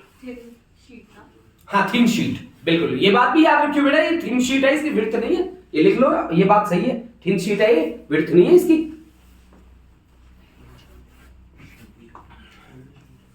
Thin sheet है बेटा ये, ठीक है। अब last application, electric field intensity due to 2 parallel infinite sheets of charge. Electric field intensity मुझे निकालनी है due to 2 parallel, electric field intensity due to 2 parallel infinite sheets of charge, infinite sheets of charge, sheets of charge, electric field intensity due to 2 parallel infinite sheets of charge, due to 2 parallel infinite sheets of charge।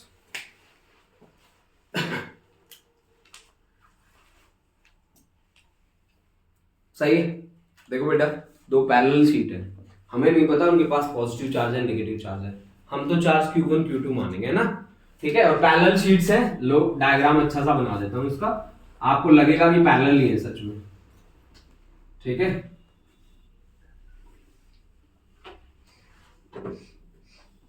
लग रहा है 3D वाला diagram सा लग रहा है ना भाई? कोई बच्चा ऐसा भी होगा जो कह देगा कि सर नहीं लग रहा है ना, मेरे पास ऐसे कलाकार बहुत है ना। इसकी चार्ज डेंसिटी है सिग्मा 1, चार्ज है Q1 sigma 1, electric field E1, charge है Q2, चार्ज डेंसिटी सिग्मा 2 और इलेक्ट्रिक फील्ड E2। हो गया ना यार? देखो भाई, अब E1 की वैल्यू कितनी होगी भाई? बोलो। E1 होगा आपका sigma 1 divide by 2 epsilon naught. E2 की वैल्यू कितनी होगी जी? Sigma 2 divide by 2 epsilon naught. होगी कि ना होगी? बोलो, होगी ना? मानते हो ना? है ना? अब इलेक्ट्रिक फील्ड मुझे नहीं पता E1 तगड़ा है कि E2 तगड़ा है, मुझे पता ही नहीं है। अगर मुझे नहीं पता तो मैं इस कॉन्सेप्ट को कैसे यूज करूं? भाई इलेक्ट्रिक फील्ड की डायरेक्शन ये भी हो सकती है, पेनिट्रेट करके बाहर निकल सकती है, इधर ये भी हो सकती है E1 की डायरेक्शन, ये भी हो सकती है E1 की डायरेक्शन, और इसके पीछे भी हो सकती है E1 की डायरेक्शन, ये भी हो सकती है, ये भी हो सकती है, ये भी हो सकती है। सही है? इसी तरह से E2 की डायरेक्शन ये भी हो सकती है, इसके पीछे भी हो सकती है, और इसको क्रॉस करके भी जा सकती है E2। अब जी रीजन बन गए 3। रीजन नंबर 1, ये आपका रीजन नंबर 1, रीजन 1 ये बन गया जी इनके बीच वाला रीजन नंबर 2। रीजन नंबर 2, ये कॉन्सेप्ट डिट्टो यूज होता है कैपेसिटर के अंदर, डिट्टो यूज होता है कैपेसिटर के अंदर, ठीक है। ये रीजन नंबर 3, रीजन नंबर 3, ठीक है ना जी। जिसके लिए एरो लगा इस डायरेक्शन में टेक इट पॉजिटिव, जिसके लिए एरो लगा इस डायरेक्शन में take it negative. Superposition principle का यूज करना है कि resultant electric field will be the sum of individuals, resultant will be the sum of individuals. Resultant किसके इक्वल होगा? सम ऑफ इंडिविजुअल्स के इक्वल होगा। आप मेरी बात समझ गए? Resultant will be equal to sum of individuals. ये कॉन्सेप्ट आपने अप्लाई करना है और रिजल्टेंट आपने फाइंड कर लेना है। स्टार्ट करें। Electric field in region number 1, electric field in region number 1 minus E1 minus E2। होगा कि नहीं होगा माइनस? बोला था मैंने, एरो जहां इधर लगा हो माइनस ले लो, उधर लगा हो एरो प्लस ले लो। तो E1 की वैल्यू कितनी है minus sigma 1 by 2 epsilon naught minus sigma 2 by 2 epsilon naught minus 1 upon 2 epsilon naught common अंदर सिग्मा 1 प्लस सिग्मा 2। सही है, electric field in region number 1। ठीक है ना जी, ये लो जी, बंद कर देते हैं इसको, ये लो इक्वेशन नंबर 1। दूसरे रीजन में बताओ कौन प्लस कौन माइनस। राहुल, कौन प्लस कौन माइनस? फर्स्ट हाँ, कौन प्लस कौन माइनस? फर्स्ट पॉजिटिव हाँ, सेकंड पॉजिटिव सेकंड भी पॉजिटिव, वेरी गुड। बेहोश है तू। नेगेटिव ही है। नेगेटिव तो है ही बेटा, नेगेटिव तो है ही, है ना, नेगेटिव तो बहुत है ना। तू बता हाँ। सर E1 वाला पॉजिटिव है, E2 नेगेटिव। E2 वाला नेगेटिव, भाई बोला तो है, जिसका एरो इधर वो पॉजिटिव ले लो, जिसका एरो उधर उसको नेगेटिव ले लो, बोला तो है। तो आपके पास electric field in region number second क्या होगा? बोलो, E1 पॉजिटिव E2 नेगेटिव। अगर कॉमन ले 1 अपॉन 2 एप्सिलॉन नोट तो अंदर बचेगा सिग्मा 1 माइनस सिग्मा 2। वैल्यूज रख के देख लो, आपको पता चल जाएगा। Electric field in region number 3, बोलो बेटा इलेक्ट्रिक बहुत फील्ड हार्ड पॉजिटिव है। बहुत हार्ड पॉजिटिव। इतना जोर से क्यों बोल रहे हैं? जोश आ गया सर। थोड़ा बचा के रख बेटा, बाद में गाड़ी पिकअप नहीं लेती तेरी, है ना, कतई मर जाती, कल से प्लेट सड़ जाती तेरी 1 मिनट में। Electric field in region number 3, electric field in region number 3 क्या होगा? बोलो, दोनों का दोनों positive, E1 plus E2। Values रखोगे 1 अपॉन 2 एप्सिलॉन नॉट कॉमन, अंदर आएगा सिग्मा 1 प्लस सिग्मा 2, और इसको मान लो इक्वेशन नंबर 3। आप देखो कई लोग क्या बोलते हैं पता है, वो बोलते हैं कि आप ना सर एक प्लेट को कर दो पॉजिटिव, दूसरी प्लेट को कर दो सर आप नेगेटिव, ठीक है ना, एक को दे दो सर पॉजिटिव चार्ज और दूसरी को दे दो सर नेगेटिव चार्ज। मतलब सिग्मा 1 आपका प्लस सिग्मा और सिग्मा 2 आपका माइनस सिग्मा। सिग्मा 1 आपका प्लस सिग्मा और सिग्मा 2 आपका माइनस सिग्मा। आपको ये काम करना है सर जी, कर दिया। अब जैसे ही ये काम कर रहा ना, इलेक्ट्रिक फील्ड इन रीजन 1 क्या आएगा, 2 क्या आएगा, 3 क्या आएगा, ये चेक कर लो बस। अब आप देख लो इलेक्ट्रिक फील्ड इन रीजन 1 क्या आएगा, बताओ। 0। Electric field in region number 2 क्या आएगा, 2 सिग्मा बाय 2 एप्सिलॉन नोट। तो ये क्या आ गया, सिग्मा बाय एप्सिलॉन नोट। और इलेक्ट्रिक फील्ड इन रीजन 3 क्या आएगा, बोलो। ये लो फिर, सही है, आपके रिजल्ट बिल्कुल सही है। सिग्मा 1 प्लस सिग्मा रखो, सिग्मा 2 माइनस सिग्मा रखो। तो इसी के साथ आज आपका गॉस लॉ और उसके एप्लीकेशंस और इलेक्ट्रिक फ्लक्स के टॉपिक पूरे कंप्लीट हो जाते हैं। ठीक है, कल का हमारा जो टारगेट रहेगा वो टारगेट हमारा रहेगा पोटेंशियल एंड कैपेसिटेंस। तो एक ही दिन में हम पोटेंशियल और कैपेसिटेंस को कवर कर देंगे। उसको कवर करते ही हमारी यूनिट कंप्लीट हो जाती है। तो tomorrow we will complete this unit. Assignment आज भेज देंगे हम इसकी।